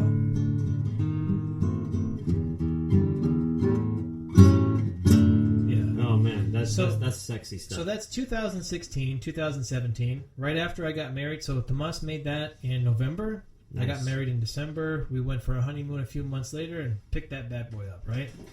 All right then. Right next to it. All right. Okay. And this is why I bought this guitar. So I went there. Let me get this fucker back up. I bought this guitar because I had, obviously, the mariachi guitar before. Okay. It was my pride and joy for many years. And since then, I had kind of acquired many, many more instruments, right? And kind of won my way through. There we go. Let's see what we got. So this... Where is it? Is that it? That's it. Oh, just the three? Yeah, just the three. Ooh. We have here a bear claw spruce and Brazilian rosewood guitar. That's right. It's just a humidifier. Humidifier don't count. Now, as many guitar players know, Brazilian rosewood is it's pretty hyped up, and it's for a good reason. It's the highest, one of the highest density woods you can find out there, which is why so many people for 100 years used it to build acoustic and classical guitars. Totally.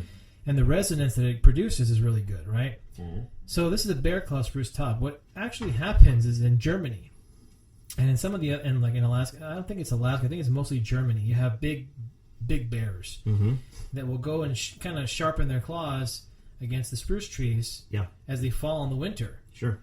And so that's where you get these little marks. It's a very rare thing, right? You find an actual good quarter-sawn piece of wood that you can book match with all the bear markings in it. So it's a bear claw. Cool.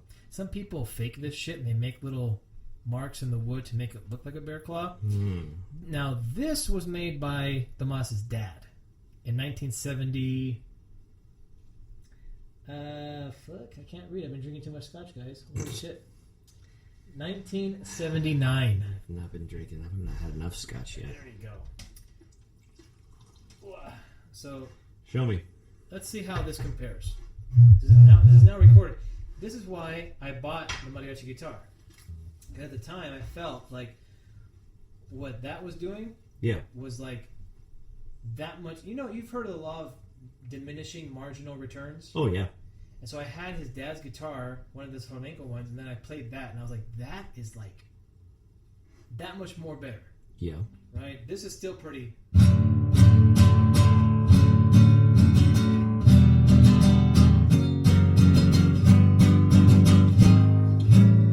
resonance. It's got a different style resonance. This one pierces. This one cuts through everything. One fills the concert hall. Totally. Right?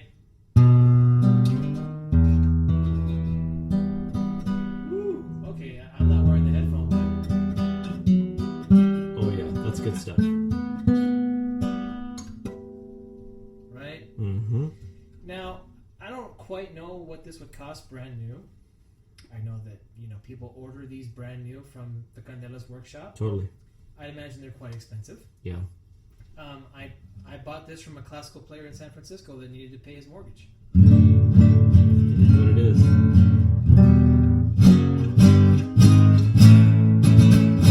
Now, I've played this in every show that we ever did in Tapatio. Mm-hmm. That is now what I play on stage whenever I have any kind of nice gig. But this thing, man, I mean, yeah, it's not a mortgage, it's not a car, but you have to be able to find this stuff. But you have to have the right makers making the same standard. And it's different. It has a wider scale. It's a little harder to play, right? It has a whole different feel to it.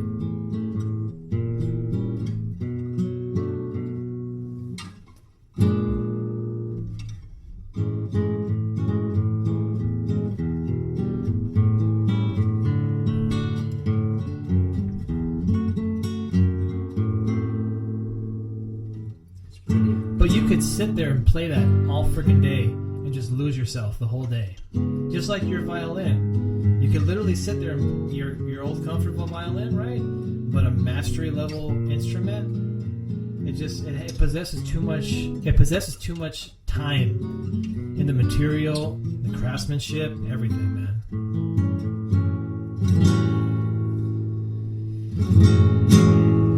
This thing's got a really nice sound. Oh yeah.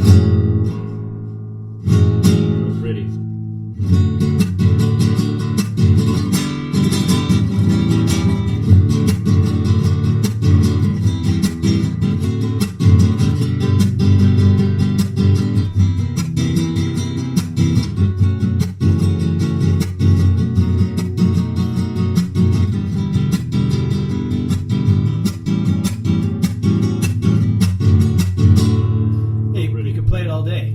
Super nice, super light, really easy to play. Oh, it's like butter. Yeah. Like butter. Oh my god.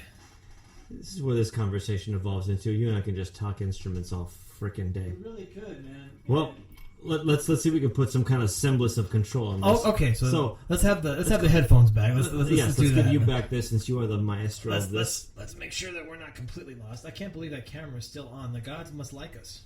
Looks like there's still at least... There's like a little bit left. 10-15 minutes of battery left on that bad boy. So one of the topics that I didn't want to... We're going to have to do this again sometime. have another conversation, I will buy more scotch. I'm here. So one thing that I think that Miguel and I struggle with a little bit here, and you've managed a group, you're a musical director. Yep. One of the things in your pedigree now is the U of A. Yes. College level mariachi. Yes. And we're trying to get that fucker back and We'll get it. awesome, It's right? 3 years strong. We're going on year 4, and we're going to damn skip you if we're going to get Trajes, and we're going to make this the premier group in Tucson where you get all the high school kids to go to. When I heard as Aslan from Texas playing at the conference this year, Yeah. I was like, holy shit, okay. They're great. Woo! This is what time, energy, and money and attention will do to a group. Yes. They just crossed the decade threshold. I think they're in their 11th, 12th year of actual state-supported mariachi curriculum at no longer UT Pan Am, it's UT Rio Grande Valley is what they're now called, down in McAllen, Texas. Okay. Hey, McAllen. Yeah. Yeah, right down to the tippity tip of Texas. But this is the culmination of hard work, of a great maestro who has attracted amazing musicians, and a state-level infrastructure that recognizes mariachi music in the state music education standards. It's a pretty big statement for Texas. Totally. Texas hopscotched Arizona. Arizona, in my humble opinion, could have done this. 20 years ago? Something like that. So, UT Rio Grande, and a great shout out to y'all because you have put together an amazing product over the last few years in particular, bringing yourselves out to the spotlight. They sounded way better than America. Totally. And I'm sitting there like, what the fuck is going on? I came all the way down here. Mm-hmm. But I like what I'm hearing. But yeah. Anyways, sorry. No, it's great stuff. That's what happens when you put resources into a program. Yeah. I don't care who you are. It doesn't matter if you're a high school-based group, a community-based group, a college-based group, a community group at large with adults. It all takes that one resource to make things happen. And that resource is money. Money. You need quality musicians, of course, because without quality musicians, you don't have a quality product. No. But to the layman out there, they don't necessarily see all the little details that go into it. They see your finished product at the end. They want to see what you can produce. Right. They don't see the 30 years of practice to play a solo perfectly. They don't see that. They want to see what your finished product is. And that finished product is a group that is clad in a unified traje that has the look and the energy and the support that goes into it. And the money does not just go towards buying trajes and hats and instruments.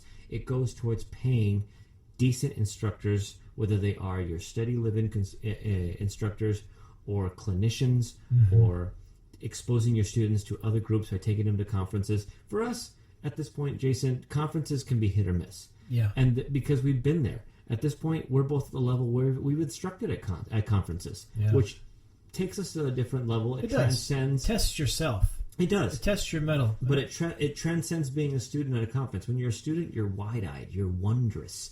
You're completely enamored with the idea of the romance of mariachi music. The mystery. Absolutely. Could I ever be that good? Totally. Could I ever be that guitar player that walks into a salon and wows everybody? Absolutely. Right. You want to be that musician who is has the ability to silence a room and then make the room erupt, but just for you. Just when you're done.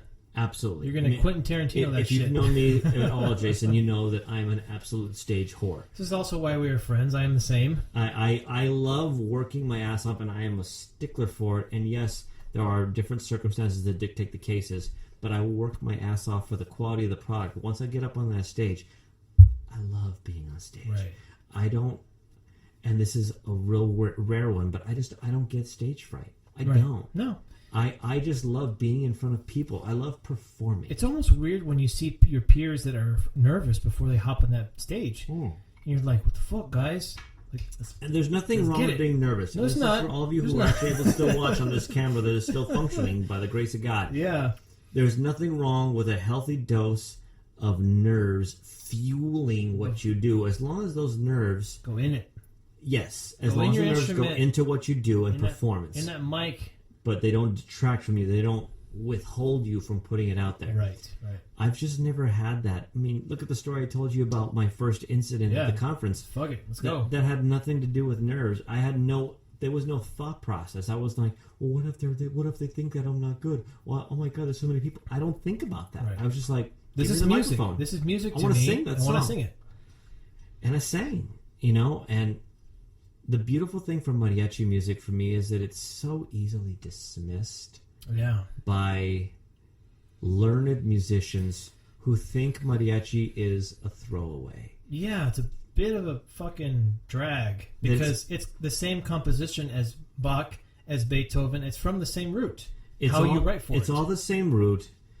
It requires just as much technical proficiency and theoretical literacy to produce the product that a decent mariachi can produce, especially at 1 a.m. in Nana's backyard when Nana is trashed. Oh, yeah. And she's trashed, but you don't make fun of Nana because she's trashed. She's trashed and all her inhibitions are gone. Oh, yeah. Because Nana's been drinking a hell of a lot longer than you've been drinking. Yes. So Nana knows how to handle it. And Nana knows what she likes. She wants to hear... This is fucking Phoenix, man. Yeah, this is my life now. Tell me this isn't truth. She wants to hear what she wants to hear. And God damn it. You better bring it. If you hear her request Niño Perdido for the 4th time that night, then you know what? You're playing Niño Perdido 4 times that night. And that's just the way it goes. And it better be perfect. It better be perfect. Although, that's for us. Right. For her, she don't give a shit if it's perfect. Right. She just wants to hear the song because she's trashed. We want it to be perfect because we are perfectionists. You get that when you hit that spot, right? You hate to draw comparisons, and I don't want to sound mildly sexist here, but when you hit the spot, you're going to get those additional hours requests. That's the best. And you're going to get those callbacks, too. It's like, hey, I was at that party. Can you book? If you don't get those, you're like, okay, you fucked up. But that's the best, isn't it? when you play 1, 2, 3 hours, then right before you're done, whoever hired you comes up to you and is like, hey, can you guys stick around for another hour? Yeah, seriously. Can you guys stick around for another couple hours? Now, it's a little different in Tapatio than it is for other groups in Tucson. Yeah. Tapatio is a full-sized ensemble. One of the last full-sized ensembles standing in Tucson. About 12 people. All right? We're there. And like any group, people come, they go. Right. It's just the nature of the business. I'm an example. Yeah.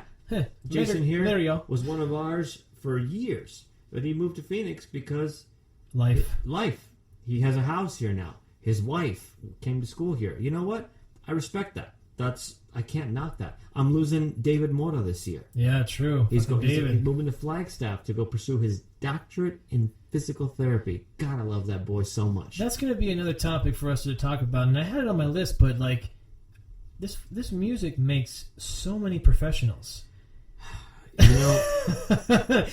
This music makes so many professionals. I don't want to take away from your point. No, I will take 30 seconds to 60 seconds to talk about professionalism. I have been personally ostracized, criticized, and blacklisted for promoting what I perceive as professionalism. Now, I'm sort of going against it by drinking during a recorded interview. Fascinating. Yes.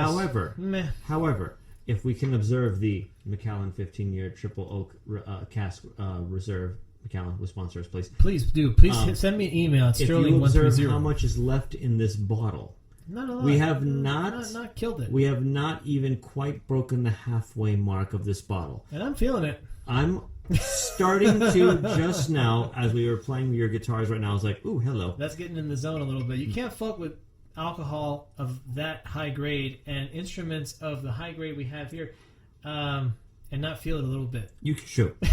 But my point is this. I have been pointed out and criticized for the level of professionalism that I have ideally held as my example from when I was young to now. This is something that has never broken for me. There are two things that can get you fired in Mariachi Tapatio. Let's hear it.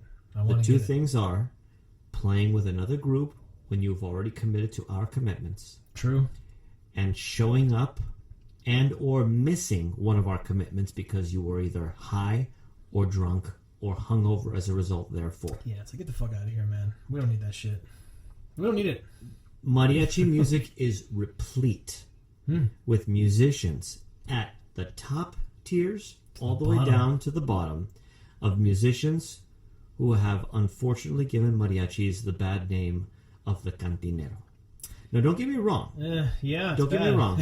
Jose Alfredo has an album called El Cantinero. Yeah. Don't get me wrong. It's part of the culture to a degree. Right. However, I'm also of the mentality that mariachi musicians are to be taken seriously, akin to classically trained musicians, yes, akin to pop musicians, whatever you have. We're a serious art form. Yeah. In order to maintain that level of seriousness in the eyes of those who don't know what mariachi music is, or at least not taking it as seriously, you have to hold yourself to a higher standard. Right. You gotta look at that mirror. Absolutely. You gotta look at that fucking mirror every time and make sure that are you bringing it? No, don't get me wrong. Are you bringing it? Don't get me wrong. There are plenty of professional level, as we consider them, professional level musicians who drink like fish. Yeah, you can, but that's their personal thing. Right before a show, even. Yeah. And this is not to put anyone on blast, but I will tell you with 100% sincerity, honesty, and, again, humility. I have never performed a show, ever in my life, with a single drop of alcohol or substance in my system to impair my judgment. Yeah. I have always performed sober. It's after the show, which this is, I have to admit to you, Jason, this is after show for me. Yes. So we're drinking. There you go. I have always consumed after the show. Afterwards. But never before or during. Ooh, the camera just died. Oh, we made it. You made your point. Just perfect timing, Beto. Nice. You made that point. My point is That's why I have mics. We're still going. The ultimate point is this, Jason, is that unfortunately, many of our brethren have not learned this lesson. But some of them have. The hard way. The hard way, but some of them also have learned from it and then modified their ways. Yeah. And I am not, in any of my darkest moments, going to put anyone on blast, because that would be completely unclassy of me to do so. Right. Borderline hypocritical. Very much so, especially, again, we're drinking right now. But I'm not performing right now. No, this is not a show. This is a conversation. At the same time, in order to be taken seriously, we need to be able to purport ourselves in the most professional of manners. Yeah. Be amiable people. Absolutely. Be amiable. Yeah, you have a talent, you have a lineage, you have a history. It was given to us all by our forebearers. I would say that in Tucson, there is a cultural shift moving more towards the chamba mentality than the full group mentality. The era of the full group in Tucson is dying. Fuck. That's not good. That's how it is here in Phoenix, and it's a shit show. But unfortunately, it's the cold reality because people aren't paying for a full group anymore. They want the 3, 4, 5, 6-piece group. They don't want a full-sized group anymore. So you have to keep the quality of your product up in order to maintain the livelihood of the style of the group that you wish to perpetuate. So now you're talking about a famous saying that I heard of a very famous mariachi instructor, and como de arte. Yeah. So even big groups, they got their prestige and their moment in the sun. Yes. They can't eat off the art. No. So if you want to continue, you got to keep that mirror image of yourself in shape, right? That's true. You got to keep it up. Can't be showing up to gigs not knowing all your shit. This is absolutely true. I, in recent years, very recent years, have been trying to just maintain as far as the group is concerned. Yeah. And it's tough. It's difficult being a director in Tucson right now. And big shout outs to anyone who has ever been a director of a mariachi group. And that's anybody who includes those who have taken on the responsibility of having a full rehearsed group, a large, full-sized ensemble, to anyone who even organizes chambas. Right, 6-man groups. That they're, in this case, they're all the same. Yeah, the guy I fucks with up here, his name's Mario. What's up, Mario? Big shout out to you, bro, and your brother Angel. You guys are awesome. I hate you all. I see that sense of what the fuck, because me and Miguel, we're Tucson boys. Sure, we're Pueblo guys, which is even fucking worse, right? You can't have 2 Pueblo Armonía players in a group. Pueblo, man. Sorry, guys, you just can't do it. And so I could sense the, oh man, I let these 2 guys in the group. I can feel that vibe. And then just starting a little group here on the side. And you know I started a little banner. Totally. It's nothing. It's absolutely nothing. Because the restaurant folded. And I'm like, I'm not doing this without a planta. Because I'm not fucking stupid. Yeah. I'm going to put all this effort in for no plata, and there's no way, right? No way. There's no way it's going to survive. But the name is still out there. I still get calls every now and again. I'll still don that. And when we play gigs, when I call people, I'll say, hey, are you available? Whoever comes. Sure. I have a list of people I'll call because I want a certain sound. If I can't achieve the sound, I'm not going to take the gig. And so when we play those gigs, then I'll get like 4 or 5 extra people calling me, and I'll have to tell them, no, sorry, we can't take the gig, we're booked. So I'll have to make some shit up. I'm like, we're playing because I know I can't get people. Right. I'm not going to do it otherwise. Right. Everybody else here has to do it otherwise, and that otherwise is not always the greatest thing in the world. It's tough. You guys, it's a huge pill that you have to swallow here. But these guys hold it together pretty well for not having that. Because we fuck with them all the time. Like, oh, you guys are just Phoenix guys. You know, we're Tucson guys. And they fuck with us like, oh, well, you guys don't know any rep. You guys are just a bunch of, whatever Vodka's taught you guys. And you guys were kissing their ass all those years. Whatever. It's fine. But to your point, you have to have that professionalism. No matter what you're doing, right? And that director is that director. Whether it's a 6-man chamba group or if it's Sol de Mexico. Absolutely. And I'm learning, and I'm still learning, which is the name of the game anyway, that as a director of a group, you are constantly at the mercy of public opinion.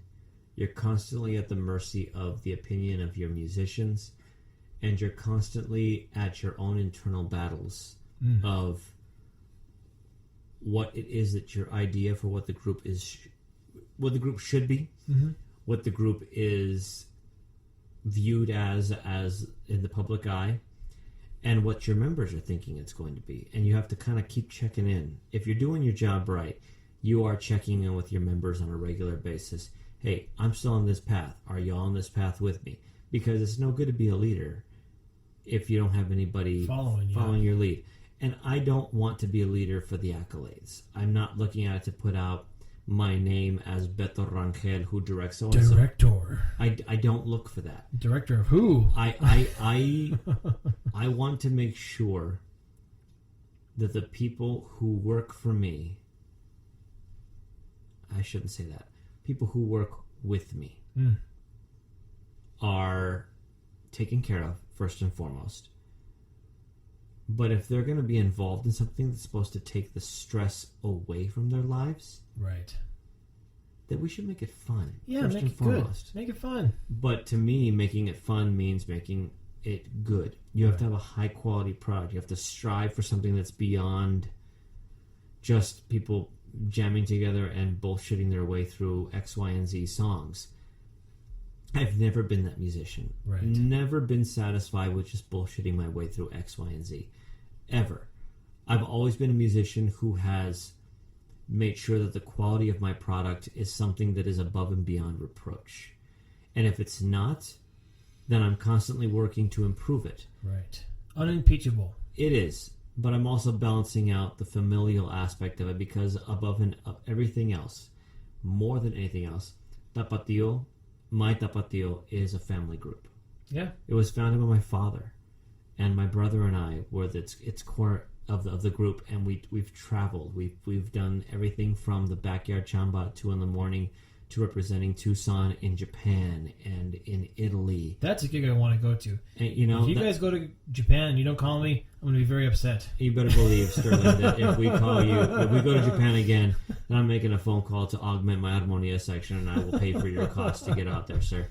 But that's I am quarter Jap. That's the kind of thing that I love about our group, is that we can do everything from the backyard chamba to the international performance to this performances with the quote unquote big guys big in dogs. town, you know, Yeah. and we've done it, and we're going to keep on doing it no matter what else happens in town.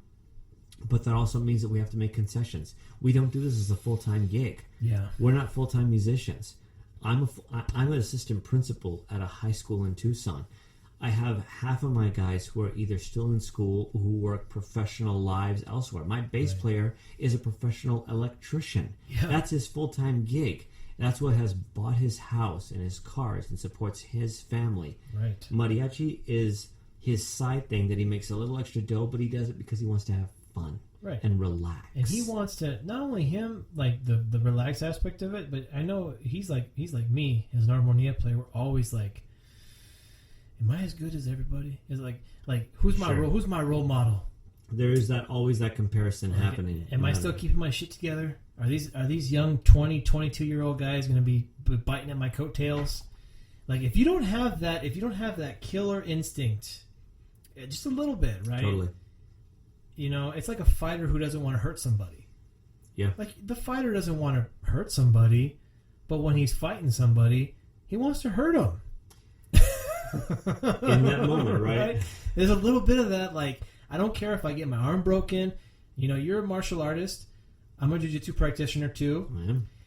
There's a little bit of, like, when you're in a contest or when you're in a fight, if you don't have that little bit of, you know what, I really don't want to hurt somebody, but I'm going to hurt somebody. You have to let your cerebellum take over for a little bit. Yeah, there's the same thing with musicians, where and he's just like the same thing, right? He Yeah. has the same role models and people that he looks up to as I do. You're like, do I have the same form? Do I have the same sound? Totally. Can I hit it? Even though, like me, I'm not I got a degree in music theory, but I got other degrees. And what I pay for my mortgage is not in music, right? It's in program management, engineering.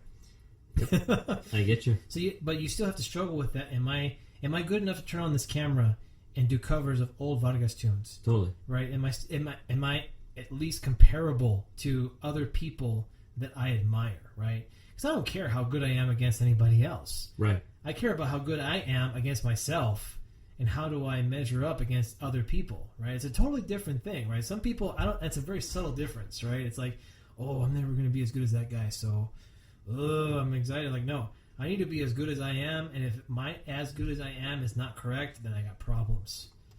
I got serious problems, right? And I got ways to learn and improve.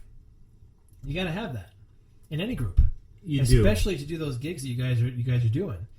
If you don't bring some of that on that stage with you, there's going to be something missing. That's something that young mariachi musicians don't really, I don't want to say they don't get, but they don't.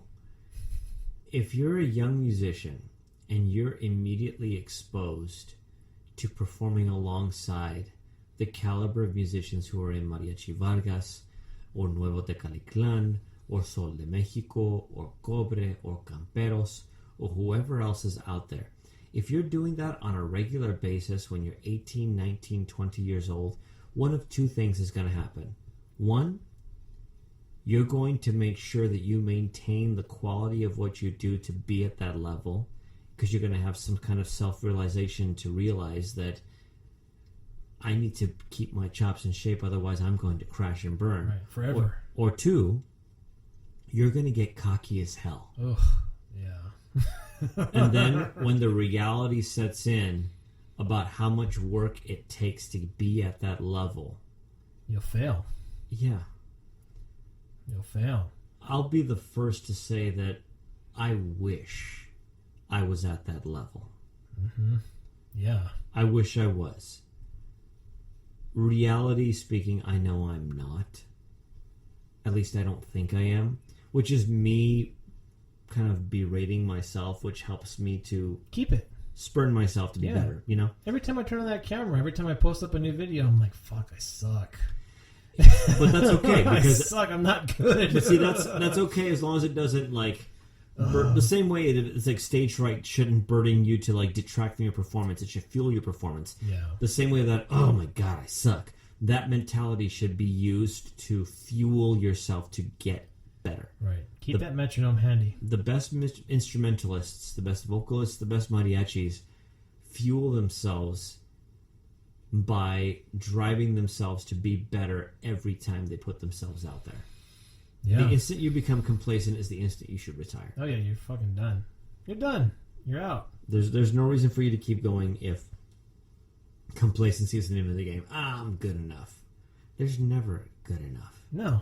Never good enough. You should always be chasing that first moment. Like you, grabbing that mic, singing Viva Veracruz as a young kid.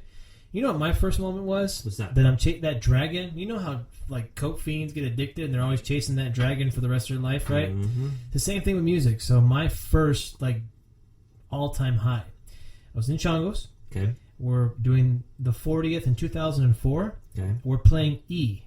And at the time, I'm a dedicated guitar player because I love the guitar since I was like 4 years old. La Bamba fucked me up at a young age. But our vihuela... Yeah, like... Yeah, I still cry. Like a little bitch. Our vihuela player was a singer, and I was not. So he's going to sing E, right? Okay. And it's a great arrangement that they wrote for us at the time. Like ba ba ba ba ba ba ba ba ba ba ba da da da da da da da da da da da. It's a great arrangement, right? Mm-hmm. We're featured at the Tucson Convention Center, and we're going to play that song, and then Cobre is coming up. Frank and Roberto are coming up with us, and they're going to play the rest of our set with us, right? Yep. Whatever the thing was. And I just remember that first moment I played the vihuela on stage, because I had been playing vihuela for a little while and then playing guitar at the same time. And that first F chord that we played along with the trumpet, and I heard the mic, and you know the sound guy was there. I forget what his name is. He's the guy who always does sound for Vargas. I forget what his name is. I couldn't tell you his name, sadly. I feel like I should know, but I don't. It's escaping me at the moment. But he was playing sound, so the sound was on point, right? So I could hear everything. Sure. And that first chord, I still remember it. Our trumpet player, Steven, fucking Borland's, he plays... That guy's like my fucking kryptonite, man. I can't be around him at conference time. And so he plays without hitting a Borland. Oh my god, you really can't. And so he plays his first note, ba ba ba. He plays it right on cue, and I play the vihuela, and I hear it, and with the bass player, and and the whole crowd just went right, the whole Tucson crowd. Sure. That was that dragon chasing moment. I was like, this is the rest of my life. Nothing will ever be this good.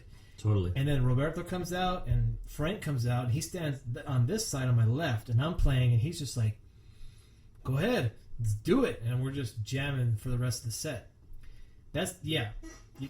You can't do any better than that.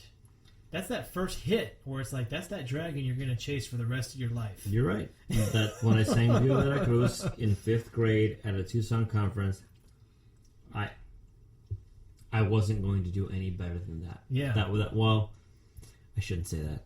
That was my initial taste of what that felt like. That was that first hit. The first hit is free. You got to pay for the rest. It was amazing, and I can still recollect exactly how I felt. I was overwhelmed with joy and just this high. Yeah. That goes beyond what I would imagine a drug high is, in that my adrenaline is pumping, the dopamine levels are spiking in my brain, and people are just screaming in adulation. Yeah. The kid can sing. And the funny thing of it is that I'm an introvert.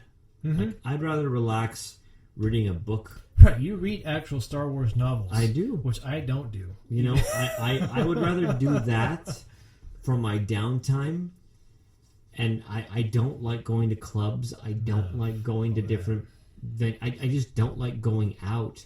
And when I do go out, it's for me. Right. I look at focusing on myself And to me, though, being on stage is in and of itself the reward. Yeah, that's the prize at the end of the rainbow. And I don't want to look the fool. Mm-hmm. Because I'm a completely arrogant ass in that regard. And that, well, if I'm going to be on that stage, I'm not going to not know what I'm doing, how to do what I do. Right. So I'm going to polish it to the best of my abilities in whatever capacity that is in that moment. And I'm going to perform. Right. And I'm going to soak it up. But you better believe I'm going to milk it for everything it's worth. Oh, yeah. So a stage performance, that's one thing. Ooh. Contemporary, right? That's we could talk forever. I don't want to keep you here all day. I know you got to drive back. Yeah. So for the viewers of the Play Mariachi Podcast, or at this point the listeners of the Play Mariachi Podcast, you guys are gangsters because the camera is dead. Yes. And you're looking at a logo of my Play Mariachi Podcast logo. One last point, Beto, and then we're going to get you out of here. Please. Tradition versus contemporary. Oh, okay. So I'm going to open up a little can of worms. This is a big thing. I hear people say, well, traditional. I'm like, okay, when you say that word, my first inclination is you might not know exactly what the fuck you're talking about. But okay, let's hear what you have to say about traditionally. It's like, so Beto, the man, we understand in classical theory there's this thing called time periods of music. You have the Romantic, you have the Baroque, and then you have, a little further along, the contemporary. Correct. Mariachi has a similar but different path. Correct. We have original recordings. Yes. We have the root and essence of what mariachi music that has never been recorded was and what we think it is. Yes. And we have the contemporary. Yes. Which is, I did this when I was in college. So when I was getting my music credentials in college, I didn't major in an instrument or voice. So I did ethnomusicology.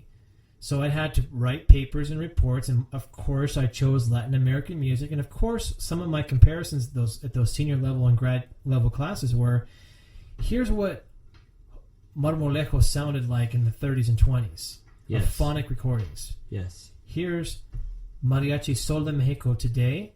Yes. Here's Mariachi Vargas in 1930s, their first album. Yes. Here's Mariachi Vargas today. And I would write I would part write some of the actual movements of the music and how things change, sure, how you avoid parallel motion. It's like, okay, so some of the technical stuff to appease the technical musician, doctorates at the school, so I could say, okay, yeah, he gets the technical thing. He good. You got the ear training down. Good. Okay. Then the history part of it, and then there's the thesis that accompanies it, right? I drew my own conclusion is that there's an evolution in every music. I don't think that there's too much of that analysis out there for mariacheros like us, or the capability to understand what it even fucking means. So what's your question? So I guess very subjective question, right? Sure. What do you think about tradition versus contemporary? Because I've seen things from Glenn Miller's potpourri to fucking Metalachi, which I just recently found out what that was. Have you seen this? I have seen them perform live. They are great. Okay, so so this is the only thing I thought. I told my wife, because she played mariachi music. She grew up in a mariachi family. I said, look, I was your wife's teacher at one point. Yeah, you taught my wife in Changos. I did. At Tucson High, right? It's fucking Tucson, man. You can't. That's why. Anyways, so I said, okay, here's the only thing about Metalachi, right? I want to hear the metal. I want to hear the grunge. When they start playing dun dun dun dun dun dun dun dun, I want to hear that fucker going through a pickup, and I want to hear that off that violin. If I don't hear that, it's not authentic. And then I listened to a contemporary performance of them, and that girl, that chick violinist, and she is synthesizing it, and she's making it real. I'm like, all right, I'm good. I'm sold. I listened to one recording of them, and I'm like, I just hear the bass going plunk, plunk, plunk, plunk, plunk, plunk. And that was like 2 years ago. Sure. And then I heard like 2 months ago. Yeah. And they're going through a pedal. Yeah. And they were jin, jin, jin, jin, jin, jin, and the guy has the manico down right, and the violinist going, and I was like, okay, I'm sold. You can do contemporary with mariachi and make it sound exactly like Motley Crue. I'm a fucking fan. I'm signing up. Well, Metalachi is an interesting conglomeration and amalgamation of music all into itself. I like to talk to those guys on the podcast. No like, joke. Man. If your question is traditional versus contemporary, yeah, what do you think? Where's that line? Right? Where's that line? When's it too much? When's it not actually the thing that it should be? Right? well, here's the big analysis question: is that with mariachi music, gosh, it's like any other form of established, labeled musical form. Mm-hmm. When does jazz, which in my opinion is the root of blues, all the people will argue the other way around, right? Which is the root of this, etc., etc., etc., modern rock, so on and so forth. Where do you start drawing lines and delineations? You mentioned the eras of music as are taught in music history and music theory and such. When you go from the Renaissance to the Baroque to classical to Romantic to 20th century to contemporary, so on and so forth. They're clearly labeled. They're clearly labeled. They have dates on them, fuckers. But at the same time, there are also composers who live in more than one realm. Right, they crossed over. Take, for example, Giacomo Puccini. Who lives at the end of the Romantic era into the contemporary era. Mm-hmm. When you look at his operas, Turandot, which was composed, actually incompletely composed at the end of his life because he died while he was composing that one, and one of his understudies had to finish it. When you look at Madame Butterfly, when you look at La Bohème, when you look at anything before that, when you look at Edvard Grieg, when you look at Beethoven, Mozart, we go back in music history as we teach it in schools, and we go back and we put these delineating markers in this point and this point. Oh, this is where classical music turned into the Romantic period, and this is where Romantic turned into the contemporary. This is where contemporary turned to the 20th century.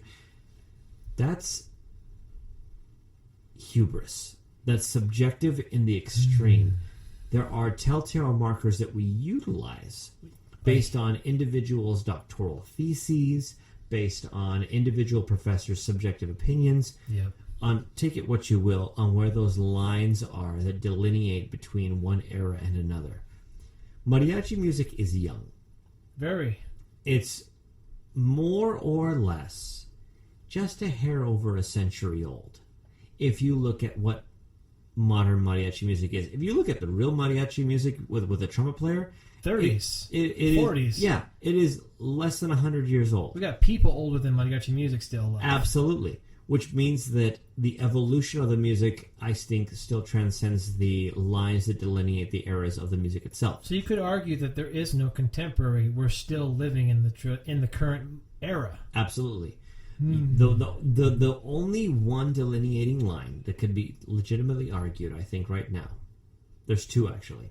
One is the advent of the trumpet into mariachi music, and that's specifically credited to Miguel Martinez performing with Mariachi Vargas on the radio, because of the way the radio broadcast at that era meant that the trumpet could broadcast melodic lines better than violins could. It can cut. In the way that, yes, it could cut.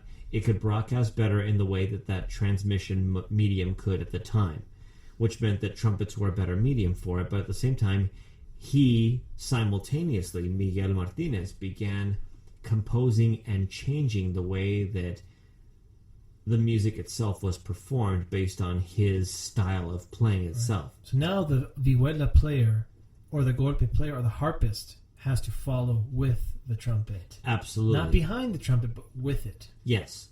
And the era of the guitarra de golpe or the harp started to fall into a secondary role to the melodic role that the trumpet was filling, which was then augmented by the violin section, which was then augmented and then fulfilled by the armonia section, because you also needed an instrument in the armonia section i.e. the guitarrón, which would also cut through because the harp was no longer cutting it. Right. The harp functioned as both the bass and the rhythmic element in the mariachi genre before the advent of the guitarrón, the modern guitarrón, and the vihuela. It's powerful.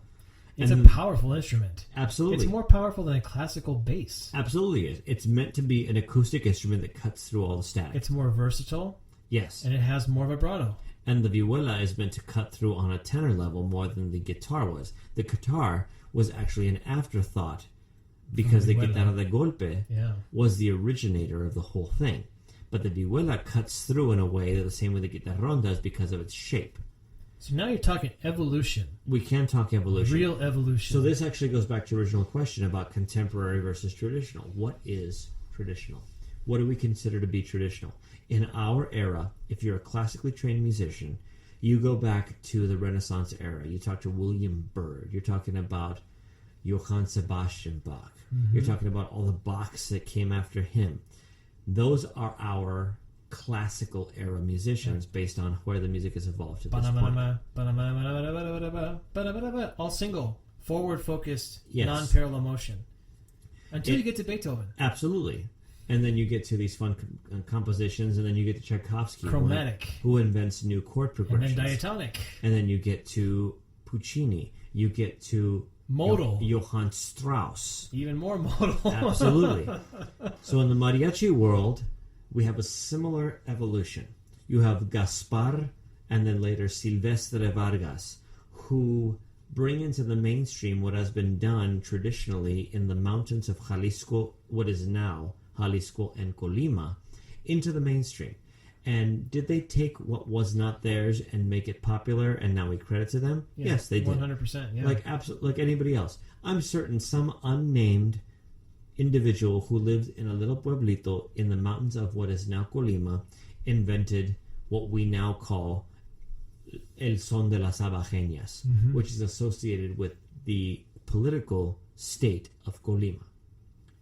But in the grand scheme of things, we have an evolution in mariachi music. Yep. If anybody who took a mariachi course at some course in their life, if they had their school offered it, there was an instrument back in the day called a chirimia. Was a mahogany clarinet-looking instrument that was the predecessor to trumpets. Interesting. This is something I do not know. And I will credit my Survey of Mexican Folk Music course at the University of Arizona for giving me this knowledge.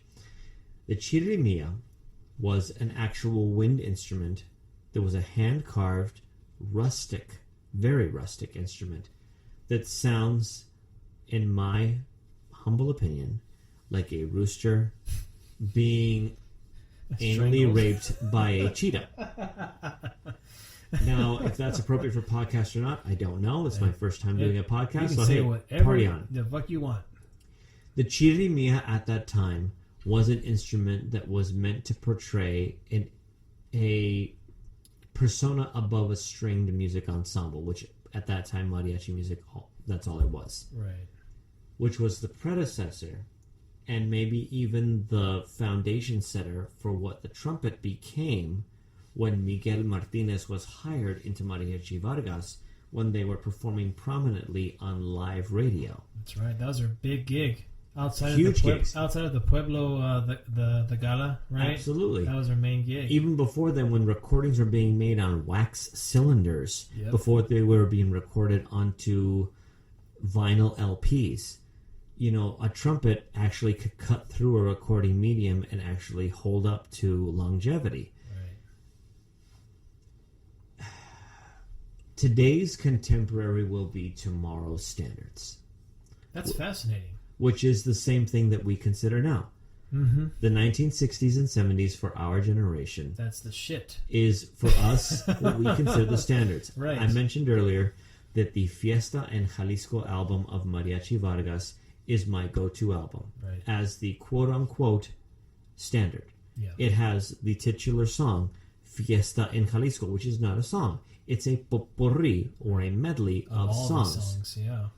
But they gave it a title instead of saying, this is a medley of these songs. Right. It is this song. Right. And it's a standard. It is what we consider in our generation to be a standard.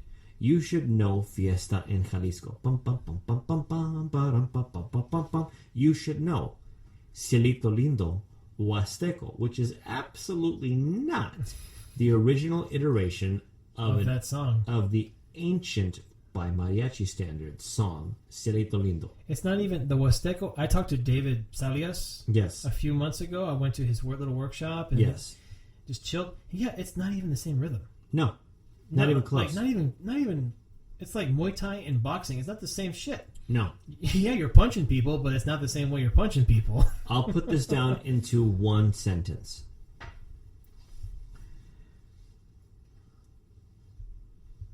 Mariachi music is an expression of the people. The people are ever changing. That's very true. Their likes and dislikes are ever changing. Their idols, who they hold, are changing. I lied. That was more than one sentence. The run-on sentence, it still qualifies. The support for this sentence. Jose Alfredo Jimenez, widely accepted as probably the single most prolific composer of the canción ranchera in mariachi music. Would you not agree to that? Oh, yeah, absolutely. In our time. At that point, he was contemporary. Right. He was the star. He was the one who was creating new and innovative ways to formalize mariachi music. I'm certain that songs akin to El Cantinero, Las Botas del Charro, El Rey were prominent in the pueblitos from such and such's grandma, so-and-so's grandpa, who were sitting around a campfire some days singing about something or other. Yeah. But he brought it to prominence. The same way that Mariachi Vargas brought the son jalisciense to prominence. Absolutely. This is the standard. El son del relámpago, las abajeñas, las indias. And it's the stories. All these songs have stories. Even the polkas have stories behind them, even if you don't sing the lyrics. Totally. El gavilán, el gavilancillo. In our modern times, el gavilancillo is predatory. It is predatory. It is a dirty song. And fucking 6-year-olds can play it. Yo soy el gavilancillo. I mean, it's talking about liking girls from 15 Springs. Yes. That's 15-year-old girls, which in that time was acceptable. Totally acceptable, which goes hand in hand with the idea of quinceañeras, when you became a woman. Right. Both in body and in form and mentality. So you could marry a ranchero so that you can get off your parents' tab. You were on childbearing age. Yeah, it's creepy shit, man. If we sing that now... It's acceptable. At that time it was acceptable. Now we look at it as creeper because of the way that laws are informed. Yeah. So if we're talking about the evolution of music... That's why I said I'm opening up a can of worms here. You are absolutely opening a can of worms. And I don't mean to put you on the spot, but this is an interesting topic. And it's nothing that you can just like say, this is traditional, this is contemporary. Do you know what one of my ultimate hopes was as a musician, Jason? Was being one of those who was a trendsetter. Yeah. I would love to be a trendsetter. I would love to be somebody who 50, 60, 100 years from now says they set the standard for what we do now. Right. And this is not because of the accolades, but because that's just my personality. Right. You have a goal, a life goal. You know what I mean? And I'm happy to be part of it. Yeah. Being in the mix, in the life. At the risk of sounding extremely egotistical, I'm hoping I can keep the tradition of mariachi music alive in Tucson. This is okay. So it's not egotistical. This is serious. This is a serious thing. A lot of our. I just noticed you have an R2D2 themed Xbox 360. Oh yeah, that thing is the shit. And I just glanced down and noticed that right now. I'm sorry to distract your conversation, but I'm like, no, that's important. Hey, that's an R2D2, so not just the coloring, but click on one of the buttons. Go ahead, just see what the fuck happens. The silver button. Yeah. Tits. I love my office. Click on the open disk tray button. That's the little play button at the top right corner. There you go. Like, I saw the shape.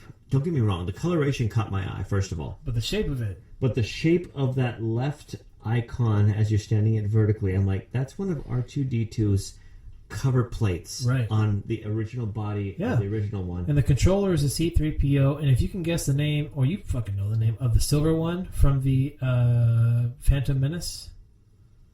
The one who was serving the drinks to Obi-Wan. Yes. And Qui-Gon Jinn. He has a name, and that's the other controller, the silver one. You know, I purport myself as an absolute Star Wars nerd. If you didn't already guess it, and you didn't already know, because I know you know, Jason, you know me by now, that I'm an absolute Star Wars nerd. Yeah, you knew shit about Star Wars, I was like, fuck. Yeah, I don't know that much about Star Wars. It caught my eye just right now as I look down, because, you know, I'm looking at you, and off to my left in my periphery is all of your toys. I'm like, oh, that's a R2-D2 Xbox 360. That's pretty cool. That's why I bought it. See, I bought that years ago because I knew at some point I was going to have an office, and I was going to have people in here like, that's an R2. We could have an entirely separate podcast. The shit that I have in this room? Well, there's that too, but also like just the mythos of Star Wars. Okay, so this is another thing that Miguel Flores, our compadre on the podcast. Love you, Miguel. I don't know why I'm pointing to the fucking camera that's not even turned on anymore. McCullen, please sponsor our podcast. We need new shit. Yes, indeed. A little bit more. He's a Star Wars fucking fanatic, is just like me. And so I've been toying with the idea of like a Mariachi Star Wars podcast because I think that the Star Wars mythos is very analogous to Mariachi music in that you start as a youngling. You started in 4th grade.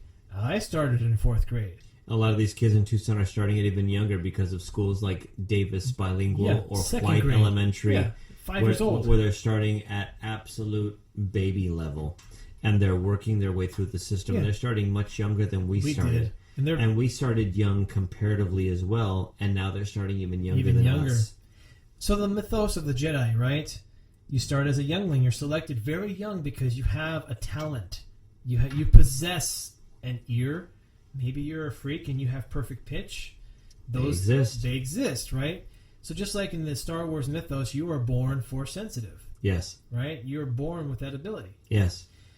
So Mariachi has kids that have that talent, right? Yes. And you bring them in young and you apprentice them all the way through to when they're senior level age in high school where they're now Padawan learners. Yeah. They graduate from high school. They continue playing. Maybe they go through trials of fucking playing backyard gigs and getting subjugated to all kinds of fun shit. At a certain point in your 20s, kind of like our friend Manpower, he gets graduated. Much love to you, Eric, living in Orlando now. I miss that bastard. Hanging out with my little brother. Jesus. I miss all of them. It's so sad. I'm getting sad. We're drinking alcohol and getting sad. But then you get to that level of you've passed through trials. You're a Jedi Knight. Yeah. You are in the mix. You're in the fight. You get to a certain level years later where you're approaching mastery. Yes. Right? And that's by your own dedication. You don't just get to... Look, I'm a jiu-jitsu practitioner. You don't get to black belt just because of your fucking perfect attendance record, okay? You got to know the shit. You got to be able to do it. I agree. You have to have a level. You get to mastery. Where are our mentors and our teachers and our peers? They are masters, right? You had grandmasters. Yes. Pepe Martinez, Naticano. Now they're gone. They're gone now, right? It's Cuco del Cid, my mentor. This is very personal to me and to you too. Totally. You know, and this is why now coming back to this point. This is why I asked the question: contemporary versus traditional. We, as stewards of this art form now, you, me, your brother, Manpower, everybody here in the valley, even our friend Mario and Angel and those guys that I work with up here, Miguel. Sure. Our youth group here in Phoenix, Mariachi Corazón del Valle, we are now stewards of this art form. If we do not keep this, it will go away. It will. The whole point of the Changos, who celebrated their 50th anniversary... That was dope. Not too long ago. I was involved in their 40th and their 50th. Yeah, me too. And I recorded... One of the cool things that my brother and I were able to do right before I graduated Changos is we recorded the 25 year? 35th. Oh, 35 year. That's right. 35-year anniversary of the Changuitos Feos album. You know, not for nothing, there have to be people, and I make that plural on purpose because it cannot be one person or just a few select people. It has to be multiple people who keep the art form alive. Mariachi music, unfortunately, is looked down upon by so many people in so many different styles of music. Although that number is dwindling. It's shrinking. It's dwindling because, like any other art form out there, it's growing in both popularity and in quality. And so people who are on the periphery are taking it more seriously than they would have otherwise. Right. But my whole point is this. I had a number of amazing experiences when I was at Chango. Amazing. I got to travel this country from sea to shining sea. I recorded an album on behalf of the Changos. Not just recorded, but helped produce, and I wrote and arranged all the music on that album. Because we didn't have an instructor at the time. For my last 4 years in the Changuitos Feos, there was no adult instructor. My brother and I instructed and ran that group for 4 years. It was amazing. And it's, again, not a point of bragging, but it is a point of pride. Right. Because we took what we learned from our teachers and we perpetuated it and we kept it going. My brother is still going with that, with one of the groups that we hold as a standard, with Mariachi Cobre performing in Walt Disney World at Epcot Center in Orlando. They're probably the only mariachi who is successful in making it their 9-to-5 job. Right. They work 40 hours a week. They have benefits, insurance, and all the good stuff to do what they do. He's living what people can aspire to do because they hope they can make their next paycheck for some people. Contemporary music is just keeping it going and making little tweaks and changes as you go along to adapt to what you have to do. It's adapting to the gigs. It's adapting to the concerts. It's adapting to the mentality of the musician and the public point of view. It's everything, all sandwiched into one giant conglomeration of everything that exists for the style, all the while staying true to the folkloric Mexican heritage that you have inherited and the mantle you have inherited. And I hope that I can make my small contribution to it in the grand scheme of things. I really do. Jesus, Beto. Yeah, you're hitting that point right in the nail. I don't know what to say because it's everything that I feel and I struggle with as a half Jap, half Mexican white kid with native blood in me. You know, it's part of the family that I grew up with. That's what I grew up with as a kid. A little chinito boy running around with a name like Sterling. And my Mexican side of the family, they're playing this music. I always love that. Your name is Sterling, but you have Japanese and Mexican roots in your blood. Yeah, and native, Yaki. And don't forget the white cake. You got to have that white cake for that credit score. You are white, Yaki, Japanese, and Hispanic. Yeah. It's a good combination. And I play armonia, so I don't know. Well, it means you have a wide window to look upon the world. It's a little, very open-minded. Totally. Very open-minded. Beto, with that note, that was a real deep note, man. And I wish the camera hadn't fucking died. I'm about to cry right now because that's the whole point of what happened when I came up here from Phoenix and left Tucson. I wanted to leave. I had a feeling that leaving was the right thing to do. You know, I wanted to get out of there and see if I could just kind of make it on my own. Sure. As soon as I come up here, it's a whole fucking different world. And I gradually felt like I was losing something that I had spent my whole life earning and learning. Yeah. And so we started this podcast as, okay, let's just be real. Let's talk about some real shit, you know, and a lot of it was just us venting about just our experiences up here. But sure, it's now starting to turn into this thing where it's like, okay, everybody has this experience. Everybody who's ever picked up a guitar, a violin, a trumpet, sang a song, gone to a conference, built an instrument, they all have this experience. And like you said, the Mecca is Tucson. It's one of the big it really meccas is. here. There's only a few places in the United States that is a place where mariachis are born. Yeah. Don't get me wrong. There's a lot of... Mariachi music in the United States has evolved. And there are states, if you want to delineate by state boundaries, who have really run with it and taken it to the nth degree. Yeah. Texas is an easy example to show. Yeah. There are so many youth groups. San Antonio. School groups in San Antonio, in McAllen, in El Paso, you name it. There are groups all over Texas because politically they played the game the right way. Right. In Texas, you couldn't even identify as being Mexican. No. I have a Nina, she's from Texas. She doesn't speak Spanish because you couldn't speak Spanish in that state. This is true. California is different.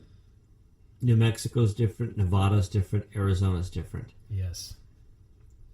In my interpretation of mariachi history, Arizona was the nexus, one of the originators of mariachi music in the United States, and it has since spread.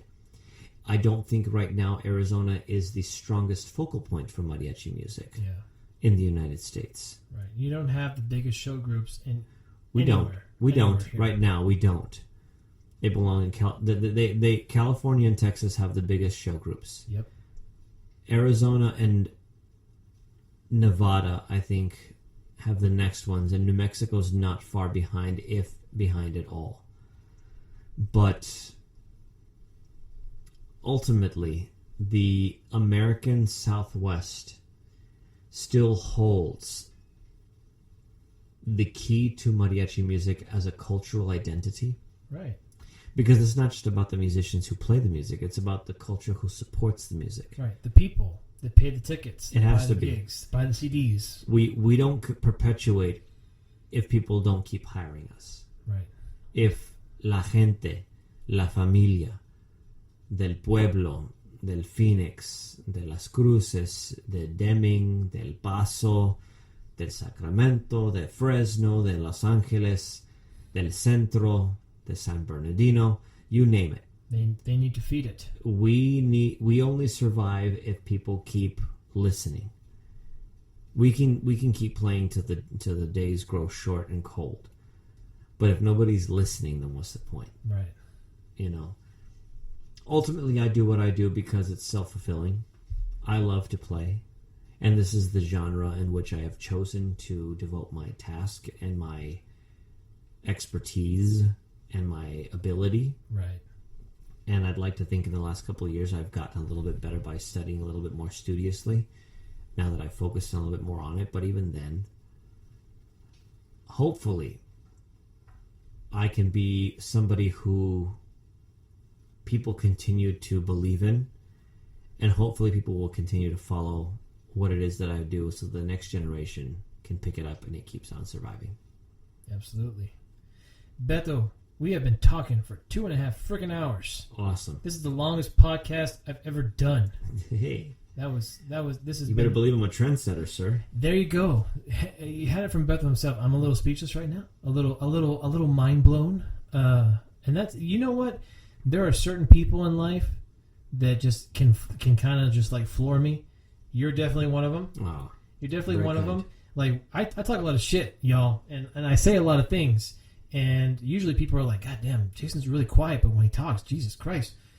Beto is one of those people that's like, okay, Jason needs to shut the fuck up right now for a second. He's just listen. One of the Borlands, Stephen Borland is another one of those guys. During that 50th conference that we were talking about for Changos. Jesus Christ. Oh my God, he was there. And I was in Tapatio. You, me, Louie, we're all Mencho. You know, we're all doing this whole big thing. We had gigged so much that week.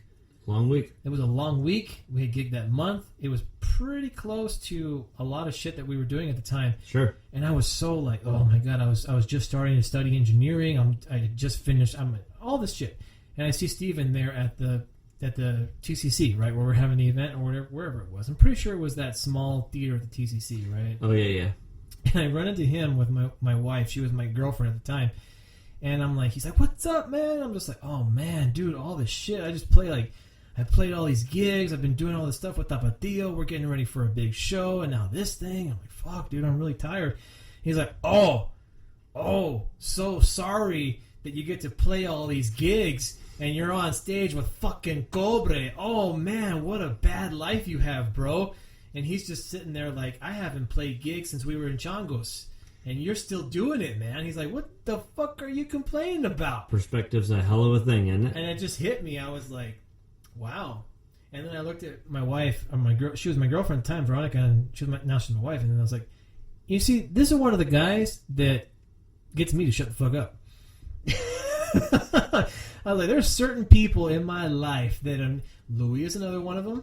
Absolutely. He's another one of those. Like when I'm playing all kinds of weird drumline manicos and shit, I remember every now and again he'd just come over and he's like, hey, Jay, it's not a fucking drumline, all right? And I'm just like, okay. He doesn't even say anything either. My brother will just look at you and just be like, just give you that look, and you're like, yeah, and I'm like, sorry, dude. Sorry, dude. My bad. I was getting a little carried away there, man. I'm sorry. This is what you hired me for. You guys hired me for a reason, I would like to think. Okay? I'm sorry. You got to pull back the reins sometimes, right? I'm sorry. But is this really the longest one you've done so far? Yeah, dude. I drove all the way out to LA and I interviewed like a couple people, and like this is the longest podcast I've done. Wow. Yeah, this is awesome. Gotta believe I'm a trendsetter, baby. Yeah, absolutely. Beto, thank you for coming all the way up to Phoenix. Any last words for the viewers of the PlayMariachi Podcast before we wrap this thing up? If you guys are still listening at this point, you guys are gangsters, man. Seriously. The last thing I can say is mariachi music is part of your alma. It's part of your corazon. If you are playing, God bless, don't do it because you're doing it for the only reason of making a quick buck. Do it because you love it. And if you're doing it to make a quick buck, you can make a quick buck anywhere. Go find something else to do. Yeah. But keep the culture alive, keep music alive, and have fun with it. Because if you're not having fun with it, then what the hell's the point? It's just a waste of time at that point. Mm-hmm. You're just being fake. No fake assness around here on the PlayMariachi Podcast. Everybody, thank you so much. Beto, thanks for coming up here having this conversation. My pleasure. We're going to have round 2. Absolutely. Round 2, because I had a whole list of shit I want to talk to you about. We talked about 2 topics. We're still going to talk about mariachi education, I'm Mariachi sure. education, being a professional, being a mentor, all of the stuff that we're going to talk about in the future. I'll come back up. We'll figure it out. Tell you what, I'll drive down to Tucson, I'll see my mother, and we'll have a good old time. Sounds great, sir. All right, Beto, thanks. And for people that play Mariachi Podcast, thank you guys so much, and peace. Later.